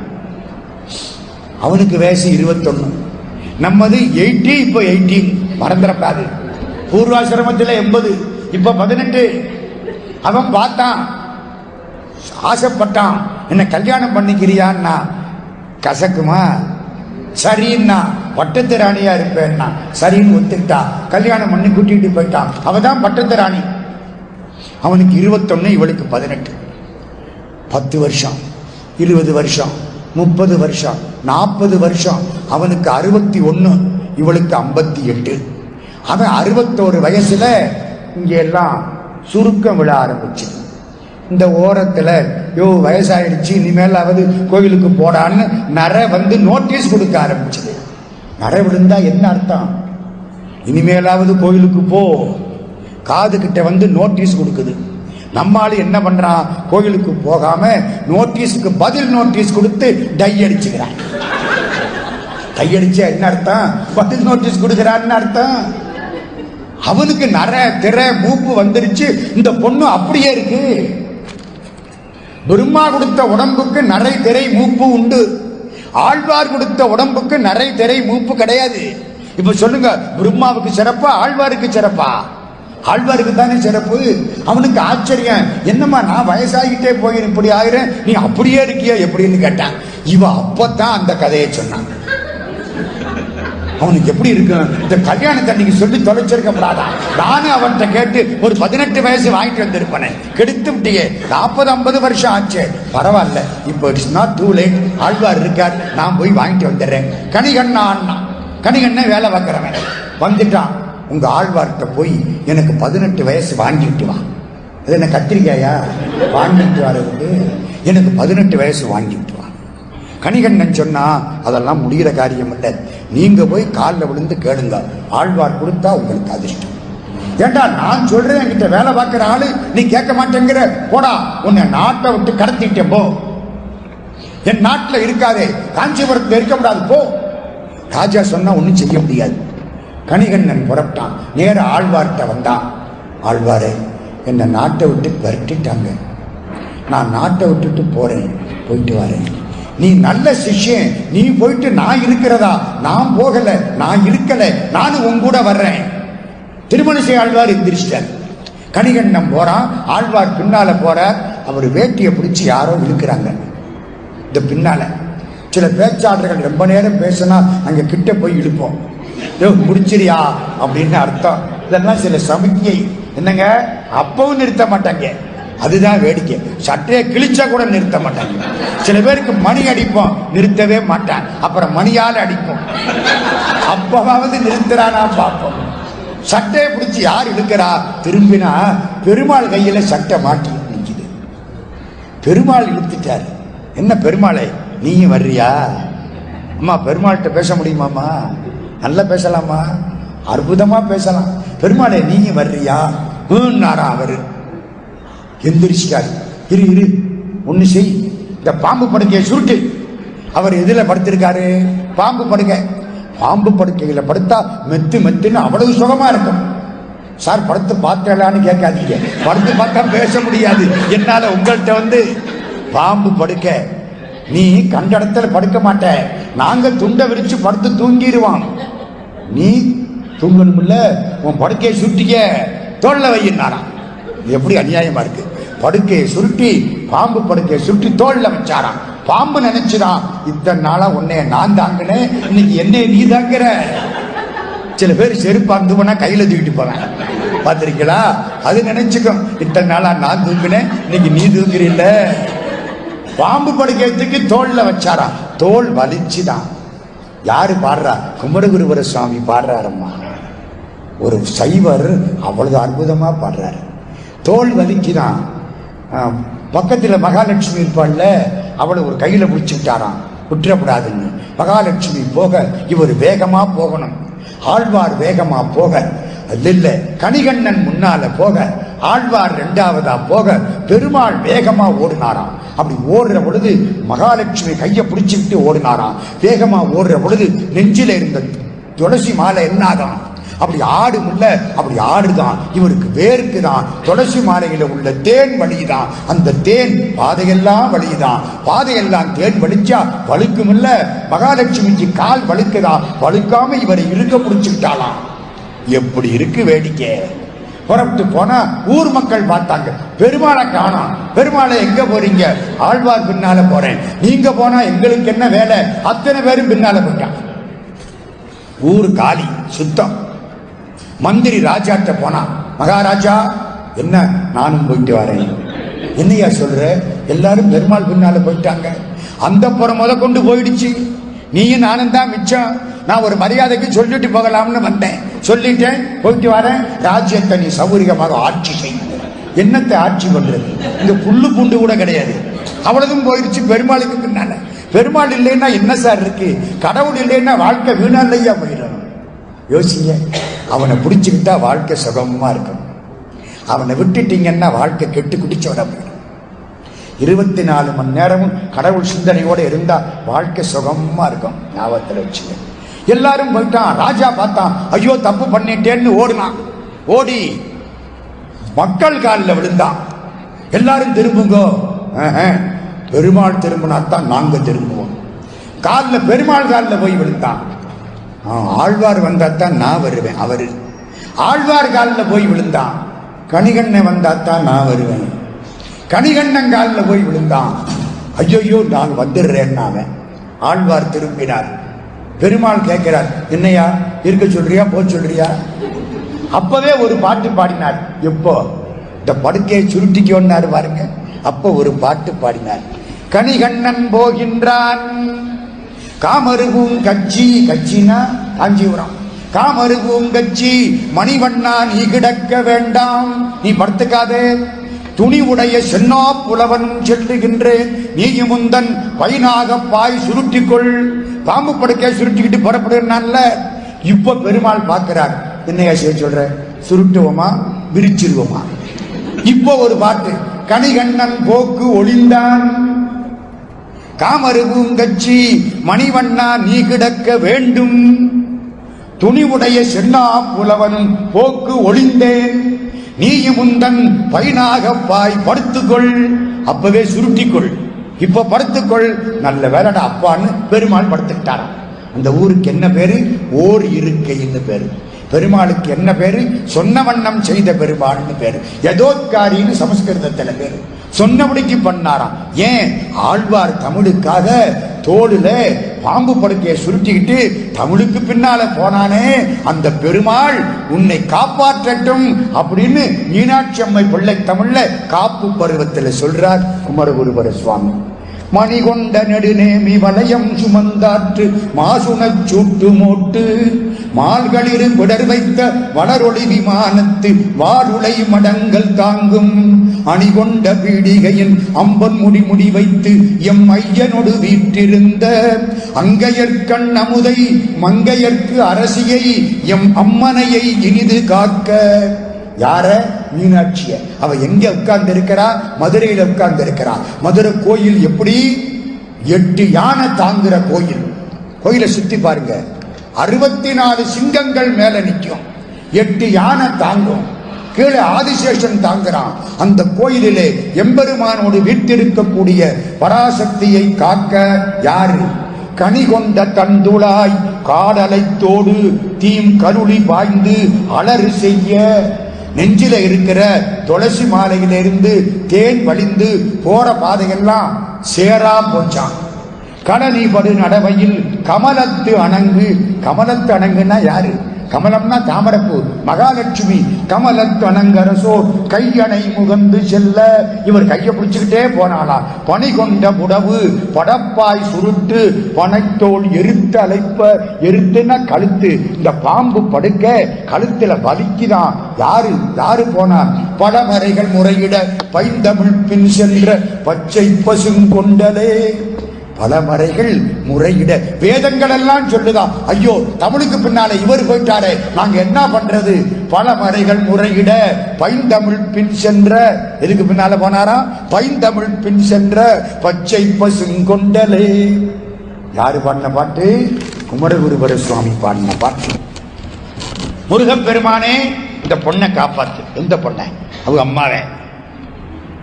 குழந்தை தானே. இப்ப முருகனுக்கு ஒரு வரி, நேரம் இல்லை, ஒரு வரி சொல்றேன். முருகன் யாரு தெரியுமா? தெய்வ யானையை கல்யாணம் பண்ணிக்கிட்டு வந்து இன்னொரு பொண்ணுக்கு சலாம் வைக்கிறார். யாருக்கு? வள்ளி நாச்சியாரு. குறவர் மகற்கு சலாமிடர் கேக்கரு குமரனை முத்து குமரனை போற்று. சலாம்னா அது யாரு வார்த்தை? சலாம் அலைக்கும். அலைக்கும் சலாம். முஸ்லிம் சகோதரர்கள் சொல்றாங்களா இல்லையா? இதை கொண்டாந்து அருணகிரிநாத சுவாமியும் சொல்றார், குமரகுருபர சுவாமியும் சொல்றார். என்ன அர்த்தம்? முஸ்லிம்கள் வந்ததுக்கு அப்புறம் இந்த சலாம்ன்றதுங்கிற வார்த்தை வந்துடுச்சு. அருணகிரிநாத சுவாமி முருகனை ராவுத்தன் என்பார். நான் கந்தர் அலங்காரம் வர்ற போது சொல்றேன், ராவுத்தன் என்பார். அதே மாதிரி இவரு வள்ளி நாச்சியாருக்கு சலாம் போடுறதுக்கு காத்து கிடந்தானா. இது அநியாயமா இருக்குல்ல. குறவர் மகளுக்கு சலாமிடர் கேட்கரு குமரனை முத்து குமரனை போற்றுதும். இது என்ன? ஒரு செய்தி சொன்னேன், வேகமா இரண்டாவது செய்தி. இது செங்கீரை பருவம். அற்புதமான பதிகங்கள், ஒவ்வொரு பாட்டும் அப்படி இருக்கும். மீனாட்சி மதுரையில அவதாரம் பண்ணிட்டான். 3 பேருக்கு பொறாமையா இருந்துச்சான். யாரு 3 பேருக்கு? மகாலட்சுமி இருக்கக்கூடிய தாமரைப்பு நினைச்சுதான் நம்மள்கிட்ட பிறக்காம அங்க போய் பிறந்துட்டாளே. சரஸ்வதி எங்கே இருக்கிறா? பிரம்மாவுடைய நாக்குல இருக்கிறா. பிரம்மாவுடைய நாக்கு நினைச்சுதான் மீனாட்சி இங்க பிறக்காம மதுரையில போய் பிறந்துட்டாளே. துர்க்கை எங்கே இருக்கிறா? பொதிகமலை உச்சியில இருக்கிறா. அங்கே பொதிகமலை நினைச்சுதான் கன்னிமாடத்தில் வளரக்கூடிய இந்த பொண்ணு நம்மள்கிட்ட பிறக்காம போயிட்டாளே. இந்த 3 பேரும் இப்படி ஏமாறி இருக்க மீனாட்சி மதுரையில பிறந்தான். ஏன் தெரியுமா? மதுரை வளமான பூமி. வளம் எப்படி? வாழை மீன் ஒரு மீன் இருக்கும். வாழை மீன் இருந்தா வளமுள்ள பூமின்னு அர்த்தம். இந்த வாழை மீன் நல்ல தண்ணியை குடிச்சிட்டு தேனை சாப்பிட்டு பாயும். மதுரையில எப்படியா? பலாப்பழத்திலிருந்து தேன் கொட்டுதான். சில பலாப்பழம் பழுத்துட்டா அதுல இருந்து அந்த சாறு வடியும். பார்த்திருக்கீங்களா? குற்றாலத்துல பார்க்கலாம். நிறைய பலாப்பழம் பழுத்து அப்படியே உடைஞ்சு சாறு வடியும். அப்படி பலாப்பழத்திலிருந்து தேன் வடிஞ்சுதான். இந்த வடிஞ்ச தேன் போய் பொய்கையில சேர்ந்துச்சான். பொய்கைன்னு என்ன? கோயில்ல இருக்கிற குளத்துக்கு பொய்கைன்னு பேரு. இந்த தண்ணி தேங்குற இடத்துக்கு தமிழ ஏகப்பட்ட பேரு வச்சான். உப்பு தண்ணி நிறைய கடந்தா கடல்னு பேரு. நல்ல தண்ணி நிறைய கடந்தா ஏரின்னு பேரு. ஊத்து இருந்தா கிணறுன்னு பேரு. ஓடிக்கிட்டு இருந்தா ஆறுன்னு பேரு. மனுஷன் குளிச்சா குளம்னு பேரு. மாடு குளிச்சா குட்டைன்னு பேரு. அந்த ஆளு குட்டையில போய் குளிச்சுட்டு வராருன்னா என்ன அர்த்தம்? அர்த்தம் புரிஞ்சுக்கணும். மாடு குளிச்சா குட்டைன்னு பேரு. உண்ணக்கூடிய தண்ணீர்னா ஊரணின்னு பேரு. பொய்கை, கோயில்ல உள்ள குளம் பொய்கை. திருத்தமாம் பொய்கை திருப்பெருந்துறையில் செழுமலர் குருந்தம் மேவிய சீர் அறுத்தனே உன்னை ஆதரித்தழைத்தால் அதந்துவே எந்தருளாயே. பொய்கைன்னு பேரு. பொய்கையில எது சேர்ந்தது? தேன் சேர்ந்துதான். வாழை மீன் தேனை குடிச்சு குடிச்சான். சும்மாவே பலமானது. தேனை குடிச்ச உடனே ஒரு ஜம்ப் பண்ணுச்சான். எங்க போய் பாஞ்சுதான்? சந்திரனை போய் உடைச்சு வச்சான். அடேங்கப்பா, சந்திர மண்டலம் எங்கே இருக்கு? அதான் கற்பனைங்கிறது. கற்பனைக்கு எல்லை கிடையாது. அங்க போய் பாஞ்சுதான் சந்திரன் 2 ஆயிடுச்சான். சந்திரன்ல இருந்த அமுதம் கொட்டுதான்.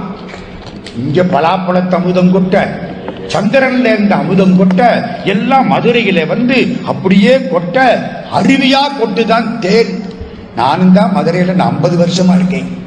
இன்னும் எங்கேயும் அது கிடையாது. குமரகுருபர சுவாமி கற்பனை சக்க போடு போடுறாரு. இந்த பாருங்க, சில விஷயங்களை கற்பனையில தான் அனுபவிக்கலாம்.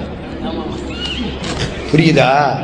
கல்யாணத்துக்கு முன்னால கல்யாணம் ரொம்ப சுகமா தெரியும், என்ன நல்லதா நினைப்பேன். கல்யாணம் முடிஞ்சு வச்சுங்கிறான், என்ன இப்ப கெட்டது வந்துருச்சு, மாட்டிக்கிட்டான் பையன். புரியுதா? மனித இயல்பு. என்ன பாட்டு பாருங்க. பன்னராவரிமிடற்றருகால் மடுப்ப பசுந்தேரலாரலைக்கும் பதும பீடிகையும் தாமரை முது படமறை விரிந்து ஒளி பழுத்த சென்னாவும் நாக்கு, பெருமாவுடைய நாக்கு.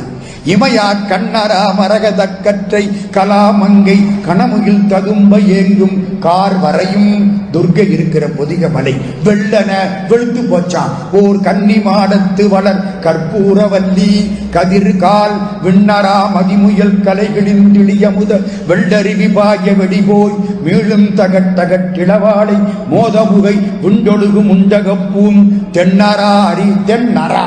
நரான்னு என்ன அர்த்தம்? தேன். நரைனா தேன். தென்னரா அருவிவாய் மதுரை மரகதவல்லி செங்கீரையாடியருளே தென்னர்க்கும் அம்பொன் மலை மன்னர்க்கும் ஒரு செல்வி செங்கீரையாடியருளே. தென்னன்னா யாரு? பாண்டியன். அம்பொன் மலை மன்னன்னா யாரு? பர்வதராஜா. இமவான். 2 பேருக்கும் பிறந்த பொண்ணு. பார்வதியும் அவதானே, மீனாட்சியும் அவதானே. தென்னர்க்கும் அம்பொன்மலை மன்னர்க்கும் ஒரு செல்வி செங்கீரையாடியருளே. அவ யார் தெரியுமா? திருமகள், கலைமகள், தலைமகள், மலைமகள். என்ன சார் ஒண்ணு புரியல? திருமகள்னா யாரு? மகாலட்சுமி. கலைமகள்னா யாரு? சரஸ்வதி. 2 பேருக்கும் தலைமகள் இந்த மலைமகள். 2 பேருக்கும் தலைமகள் மீனாட்சிங்கிற மலைமகள். கலைமகள் திருமகள், திருமகள் கலைமகள் தலைமகள் மலைமகள் செங்கோ செங்கீரை தெளிதமிழ் மதுரையில் வளருமோர் இளமையில். தமிழ் வளர்ந்த இடம் மதுரை, சங்கம் வைத்த இடம் மதுரை. சோழ நாட்டிலே வெள்ளம் வந்தா சோத்தை அள்ளி போட்டு அணை கட்டுவானா. இது எப்படி இருக்கு? அவ்வளவுக்கு சோறு சீப்பு சார். சோற்றால் மடையடைக்கும் சோநாடுன்னு பேர் கொடுத்தான். அவ்வளவுக்கு சோறு வெள்ளமா கிடக்கும். பாண்டிய நாடு 12 ஆண்டு வர்க்கடம் சென்றதும் தான். வர்க்கடம்னா பஞ்சம் அர்த்தம். பாண்டிய நாடு பஞ்சத்தில் அடிபட்டது. நாங்கள்லாம் அந்த ஊருக்கார. சோழவன நாடு சோறுடைத்து. அங்கே வளராத சங்கம் பாண்டிய நாட்டில் வளர்ந்தது. வயிறார சோறு சாப்பிட்ட ஊர்ல வளராத சங்கம் பஞ்சம் பசியோட இருந்த பாண்டிய நாட்டில் வளர்ந்தது. அதனாலதான் அது தமிழுக்குரிய இடம் தெளிதமிழ் மதுரை. ஏன் அப்படி? ஏன் தெரியுமா? நல்லா கேட்கறீங்க, சொல்லி வைக்கிறேன். புத கஷேத்திரம் மதுரை. ஒவ்வொரு கிரகத்துக்கும் ஒரு திருத்தலம் உண்டு. வியாழ கஷேத்திரம் திருச்செந்தூர். செவ்வாய்க்கு அதிபதி பழனியாண்டவன். புதனுக்கு அதிபதி சொக்கலிங்க பெருமான். புதஸ்தானம். புதன் அறிவுக்கு அதிபதி. புதன் நல்லா இருந்தா அந்த பிள்ளை அறிவோட இருக்கும். நல்லா பேசு. புதஸ்தானம் அது சொக்கலிங்க பெருமான் இருக்கிற இடம். அதனால அறிவு வளர்ந்தது. அங்கே சங்கம் வைக்கப்பட்டது. மதுரை பதி தளையத்தளையும் கொடி தாளோ தாளேலோ மலையத்துவசன் வளர்த்த பசுங்கிளி. யாரு வளர்த்தா? இவங்க அப்பா மலையத்துவச பாண்டியன். ஆமா, மீனாட்சியை பத்தி ஒன்னும் சொல்லலையே, அவ கதையெல்லாம் சொல்லலையே. வேகமா சொன்னா தானே அடுத்த பாட்டு புரியும். மலையத்துவச பாண்டியனுக்கு குழந்தை இல்லை. அவன் பொண்டாட்டி ரொம்ப நாள் தவம் செய்தால். போன ஜென்மத்தில் தவம் செய்ததுக்கு மீனாட்சி காட்சி கொடுத்தார். உனக்கு என்ன வர வேணும்? நீ என் வீட்டுல பொண்ணா பிறக்கணும். யாராவது பொன் குழந்தை பிறக்கணும்னு கேட்பீங்களா? ஆண்புல பிள்ளை பிறக்கணும் தானே கேட்டு கேட்டே போனோம். அந்த பையன் என்ன பண்றான்? 35 வயசான உடனே அம்மா பார்த்து டாட்டா காட்டிடுறேன். பெண் குழந்தை என்னைக்கும் பிரியத்தோடையும் பாசத்தோடையும் இருக்கும். பையன் கல்யாணமானா பின்னால போயிடுவேன். யாரு பின்னாலேன்னு சொல்லக்கூடாது, தேவ ரகசியம். சரிதானே? மதுரை பதிதளையத்தளையும் கொடி தாளோ தாளேலோ மலையத்துவசன் வளர்த்த பசுங்கிளி. மலையத்துவசவாண்டியன் மனைவி காஞ்சனமாலை போன பிறவியிலே தவம் செய்தாள். அம்பாள் காட்சி கொடுத்தாள். என் வீட்டு பொண்ணா பிறக்கணும்னு கேட்டா. அடுத்த பிறவியில் நடக்கின்றாள். இப்ப காஞ்சனமாலை வந்து இருக்க 2 பேரும் தவம் செய்ய வேள்வி செய்தார்கள். யாகத்திலே ஒரு பெண் குழந்தை வந்தது. அக்னியில வந்த பொண்ணு, வயிற்றிலிருந்து பிறந்த பொண்ணு இல்ல. பிறவா யாக்கை பெரியோனுடைய திருவருள் வயிற்றிலிருந்து பிறக்க முடியாதே. எந்த தாய்க்கு இவ்வளவு தாங்கக்கூடிய ஆற்றல் உண்டு? அதனாலே அப்படியே அக்னியில குழந்தை பார்த்தா முலைகள் 3 இருக்கு. ஒரு பெண் குழந்தைக்கு 2 மார்பு தானே இருக்கணும், 3 எப்படி இருக்கும்? இயல்புக்கு மாறுபட்டுல இருக்கு. எல்லாம் ஆச்சரியப்படுறான். மலையத்துவச பாண்டியன் கண்ணீர் விட்டான். அசரீரி வாக்கு சொல்லிட்டு இந்த குழந்தைக்கு கணவன் வர்ற பொழுது நடுவிலே இருக்கிற மார்பு மறையும். மும்முலை புராட்டின்னு அவளுக்கு பேரு. என்ன அர்த்தம் தெரியுமா? நான் தெளிவா சொல்றேன், உங்களுக்கு எல்லாம் புரிகிறாப்புல. சிவபெருமானுக்கு எத்தனை கண்ணு? 3 கண்ணு. அதுக்கு தகுந்த பொண்டாட்டி 3 மார்பு அவளுக்கு. அது ஒரு அடையாளம். இவன் மனுஷனுக்கு இல்ல, இவ கடவுளுக்கு. புரியுதா? ஆண்டாள் நாச்சியார் சொல்லுவா, என்ன மனுஷனுக்குன்னு யாராவது கல்யாணம் பேசினா செத்து போயிருக்காங்க. வானிடை வாழும் அவ்வானவர்க்கென்று மறையவர் வேள்வியில் வகுத்த அவி உணவு நாய் சாப்பிடலாமா? தேவர்களுக்குரிய அவி உணவு. இந்த உடம்பு பெருமாளுக்குரியது. வேற யாருக்கு இந்த உடம்புன்னு சொன்னா செத்து போயிருவேன்பா ஆண்டாள் நாச்சியார். வானவர் வேள்வியில் வகுத்த மறையவர் வேள்வியில் வகுத்தார் கானிடை திரிவதோர் நறிவுருந்து கடப்பதும் ஓப்பதும் செய்வதொப்ப ஊனிடை ஆடு சங்கு உத்தவர்க்கென்று உன்னித்தெழுந்த என் தடமுனைகள் மானிடவர்க்கென்று பேச்சுப்படில். இந்த உடம்பு மனுஷனுக்குன்னு யாராவது சொன்னால் வாழகில்லேன் கண்டாய் மன்மதனை, நான் வாழ மாற்றே செத்து போயிருவேன். அப்படி மும்முலை பிராட்டி அவதாரம் செய்கிறாள். அப்பா இறந்து போயிட்டார். இவளுக்கு பட்டாபிஷேகம் பண்ணணும். 5 வயசுல பட்டாபிஷேகம். அம்மா உட்கார்ந்து பார்த்துட்டு இருக்கா. பட்டாபிஷேகம் பண்ணனா திக்கு விஜயம் பண்ணணும். எல்லா ராஜாக்களையும் அடிமையாக்கணும். குழந்தைக்கு 7 வயசு. இவளுடைய மந்திரிக்கு பேர் என்ன தெரியுமா? சுமதின்னு பேரு. சூன்னு போட்டா மங்களமான அர்த்தம். சுப்பிரபாதம்னா என்ன அர்த்தம்? காலையில மங்களமான திருப்பள்ளி இடிச்சி. சுமதினா மங்களமான அறிவுள்ள பொண்ணு. மதின்னு அறிவில்லையா? சுமதின்னு பேரு. சுமதிதான் சேனை தலைவி, சுமதிதான் அமைச்சர். மீனாட்சி அவளது பட்டாளமும் பெண்கள் பட்டாளம். எப்படி இருக்கு? அப்பளது பேரு அப்படித்தான். புறப்பட்டு போறா. உலகத்தில் உள்ள அத்தனை பேரும் காலில் விழுந்துட்டான். கிழக்கு திசைக்கு போனா தேவேந்திரன் வந்து காலில் விழுந்தான். அப்படியே அந்த பக்கம் வந்தா அக்னி தேவன் காலில் விழுந்தான், யமன் காலில் விழுந்தான், நிருதி காலில் விழுந்தான், வருணன் காலில் விழுந்தான், வாயு காலில் விழுந்தான், வடக்கு திக்குக்கு போனா குபேரன் காலில் விழுந்தான், ஈசான்யத்துக்கு ஈசானன் காலில் விழுந்தான். 8 திக்கு பாலகர்களும் இந்த பொண்ணை பார்த்த மாத்திரத்தில் விழுந்துட்டாங்க. சிங்கம் மாறி போயிட்டு இருக்கிறார். எல்லோரையும் வெற்றி கண்டாள், தேவர்களை வெற்றி கண்டாள், கைலாசத்துக்கு போயிட்டான். அதான் மிச்சம். லட்சக்கணக்கான பெண்கள் சேனை. இவ்வளவு பேரும் கைலாசத்துல நிக்க முடியுமா? 1,00,000 பேர் நிக்க முடியுமா? கைலாசத்துக்கு போன போது பார்த்தேன், நிக்க முடியும். ஆமாங்க, 1000 கிலோமீட்டர் தூரத்துக்கு கைலாசம் மலை போய்கிட்டே இருக்கு. எங்க காரு போகுது, எங்க பார்த்தாலும் பொட்டலா கிடக்கு. 1,00,000 பேர் என்ன, 50 லட்சம் பேர் நிக்கலாம். நான் நினைச்சுக்கிட்டேன், மீனாட்சிக்கு தானே வந்து நின்றுப்பாள். எல்லாம் நிற்கிறாங்க. கைலாசத்துக்கு போயிட்டா நந்தியம் பெருமான் காவல். நந்தியம் பெருமான் வந்தாரு. இங்க இருந்து ஒரு அம்பு விட்டா விழுந்துட்டாரு. பூதங்கள் எல்லாம் ஓட ஆரம்பிச்சிருச்சு. நந்தியம் பெருமான் வேகமா ஓடினாரு. சிவபெருமான் சொன்னாரு, பெருமானே, ஒரு பெண் சிங்கம் வந்து வாசக்குள்ள நிக்குது. நீங்க தான் போகணும், நம்மளால எல்லாம் ஒண்ணும் முடியாது, எல்லாம் தோத்து போயிட்டோம். சிவபெருமான் அங்க இருந்து புறப்பட்டு வந்த அப்படி ஒரு பார்வை பார்த்தாருல, இந்த பொண்ணு சிங்கக்குட்டியா நிக்குது. அப்படி பார்த்தது தலையை குறிஞ்சிருச்சு.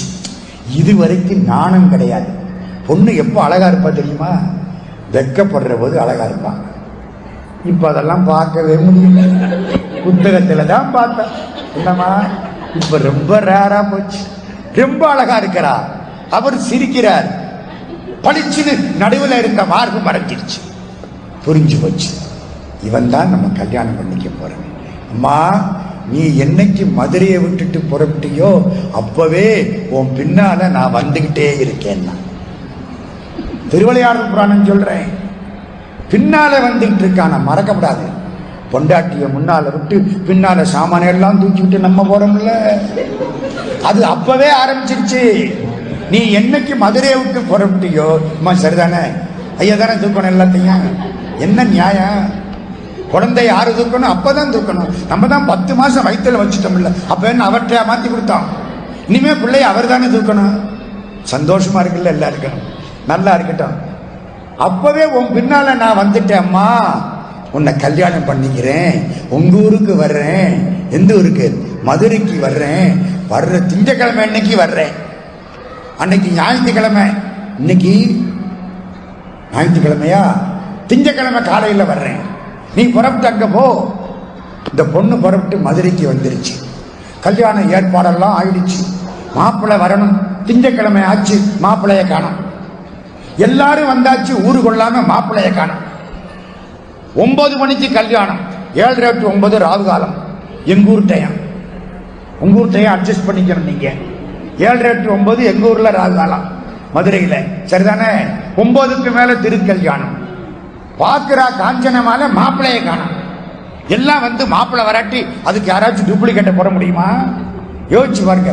8:55 சிவபெருமான காணாம், 8:59 சிவபெருமான காணாம். புறப்பட்டாரான்னு தெரியல. செல்லா இருந்துச்சு அடிச்சு கேட்கறதுக்கு.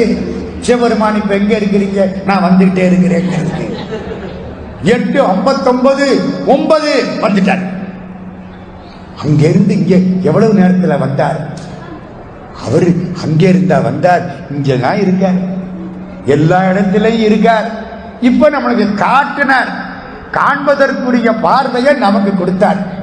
காணும் உபகாரம், காட்டும் உபகாரம். எங்கேயோ படிச்சிருக்கேளா சைவ சித்தாந்தத்துல? என் கண்ணா பாக்குது, சூரிய வெளிச்சம் இல்லாட்டி கண்ணு பார்க்க முடியலையே. அப்ப சூரிய வெளிச்சம் வேணுமா இல்லையா? என் கண்ணு பார்க்கல, சரி, என் கண்ணு சரியில்லாட்டி அப்பவும் பார்க்க முடியாது. நம்ம பார்க்கிறது காணும் உபகாரம், எம்பெருமான் காட்டுறது காட்டும் உபகாரம். பளிச்சுன்னு பெருமான் வந்தார், காட்சி கொடுத்தார், அவளை பக்கத்துல உட்கார வச்சார். எல்லாரும் அலங்காரம் பண்ணாங்களாம். யாருக்கு? சிவபெருமானுக்கு. என்ன அலங்காரம்? இந்த மனுஷன் தலை முழுக்க ஜடாமுடியா இருக்கு. இப்படி போய் மனையில உட்கார்ந்தா மாப்பிள்ளைய பார்த்து 4 பேர் சிரிக்க மாட்டான். ஜடாமுடியவெல்லாம் எடுத்து ஒழுங்குபடுத்தி மணிமகுடத்தை வச்சாங்களாம். உடம்பு பூரா பாம்பா அள்ளி போட்டிருக்காரு. எங்க எதை போடுறதுன்னு கிடையாது. கையில பாம்பு, கழுத்துல பாம்பு, தோல்ல பாம்பு, இடுப்புல பாம்பு, பெல்ட் பாம்பு. அவ்வளவு பாம்பையும் தூக்கி எரிஞ்சு மாணிக்கத்தை வச்சாங்களா எல்லா இடத்துலையும். சடை மறைத்து கதிர் மகுடம் தரித்து நறுங்கொன்றையந்தா தனந்து வேப்பந்தொடை முடித்து, கொன்ற மாலையை எடுத்து விட்டு வேப்ப மாலையை போட்டாங்களாம். நறுங்கொன்றையந்தா தனந்து வேப்பந்தொடை முடித்து, விடை நிறுத்தி கயல் எடுத்து விடை கொடிய வச்சு விட்டு கயல் கொடிய கொடுத்தாங்களாம். எதுக்கு? மீனாட்சியை கல்யாணம் பண்ணிக்க இந்த பாடுபட்டிருக்காரு சிவபெருமான். சடை மறைத்து கதிர்மகுடம் தரித்து நறுங்கொன்றையந்தா தனந்து வேப்பந்தொடை முடித்து உடனாக கரணகற்றி மாணிக்க சுடற்பூன் ஏந்தி விடை நிறுத்தி கயல் எடுத்து வழுதி மருமகனாகி. அப்பா, வழுதி மருமகனாகிறதுக்கு இந்த பாடு. வழுதி மருமகனாகி மீன நோக்கின் மடவரலை மணந்து உலகம் முழுதாண்ட சுந்தரலை வணக்கம் செய்வாம். திருக்கல்யாணம் ஆச்சா? யாருக்கு யாருக்கும் கல்யாணம் ஆச்சு? மலருக்கும் மனத்துக்கும் கல்யாணம் ஆச்சு. பாலுக்கும் சுவைக்கும் கல்யாணம் ஆச்சு. சூரியனுக்கும் ஒளிக்கும் கல்யாணம் ஆச்சு. பிரிக்க முடியுமா? பிரிக்க முடியாத பகவான் பிரிவது போல காட்டினான். திருக்கல்யாணம் ஆயிற்று. சாப்பாடு கண்ட வகையில் சமைச்சாச்சு. இந்த பூதங்கள் எல்லாம் சாப்பிட்டு சாப்பாடு மிஞ்சி போச்சு. அவ அங்கிருந்து காஞ்சனமால வந்துட்டா. மெதுவா பொண்ணு காதை கடிச்சா. என்னம்மா? இல்ல, சமைச்ச சாப்பாட்டுல 1000ல் 1 பங்கு கூட இந்த ஆளுகள்லாம் சாப்பிடல. எல்லாம் முனிவர்கள். என்னத்தை சாப்பிட்டான்? 50 நாளைக்கு ஒரு தடவை சாப்பிடுற ஆட்கள். நம்மளா இருந்தா ஒரு நாளைக்கு 50 வேளை சாப்பிடுவோம். கிடையாது. எங்க எல்லாம் மிஞ்சி போச்சு. இவ்வளவு மிஞ்சி போச்சு, என்ன செய்யறது? உங்க வீட்டுக்காரர்கிட்ட சொல்லு. இப்பதான் கல்யாணம் ஆயிருக்கு. மீனாட்சி அப்படி திரும்பினா சொக்கலிங்க பெருமான் புரிஞ்சுக்கிட்டாரு. புரியுமா புரியாத அவருக்கு? நம்மளை புரிய வச்சவரே அவதானம்மா.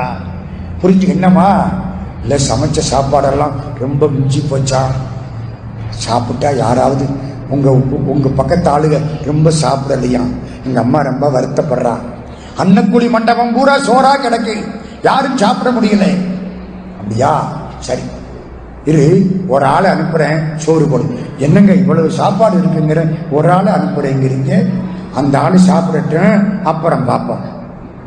ஒரு குட்டி பூதம் இங்க வாடான்னாரு. வந்தா ஒரு பார்வை பார்த்தாரு, வயிற்றுல வடவாமு காக்கினி பூந்துருச்சு. பசிக்குது பசிக்குது பசிக்குதுன்னா புறப்பட்டா. இவனுக்கு சோறு போட சொல்லுவாங்க அம்மாட்ட சொல்லி உள்ள கூட்டிக்கிட்டு போனா, உள்ள கொண்டே விட்டா அண்டா அண்டாவா சோறு, அண்டா அண்டாவா சாம்பார், ரசம், மோர் குழம்பு, ஆப்பிள் ரசம், அன்னாசி பழ மோர் குழம்பு, பாயாசம். வளைச்சு மாட்டான். அண்டா அண்டாவா உள்ள போகுது, அண்டாவை தவிர எல்லாம் சாப்பிட்டான். பசிக்குது பசிக்குது பசி. அரிசி இருக்குன்னா அரிசியை பூரா சாப்பிட்டான். உளுந்து இருக்கு சாப்பிட்டான். பருப்பு துவரம் பருப்பு சாப்பிட்டான். எண்ணெய் இருக்கு ஊத்திட்டான். எல்லாம் அரண்டு போனான். இருக்கிற ஐயர், சமையல் பண்ற ஐயர் பார்த்தாரு, இனிமே என்ன நம்மளையும் சாப்பிட்டுருவான். ஓடி போட்டாரு. பசி பசி பசி சுத்தம். சாப்பிட்டது பூரா தீந்து போச்சு. திரும்பினார். அம்மா அடுத்த பூதத்தை அனுப்பட்டுமா? ஐயா சாமி எல்லாம் மொத்தமா போச்சு, நான் என்ன பண்றது? என்ன புரியுது? பசி கடவுள் கொடுத்தா தான் வரும்.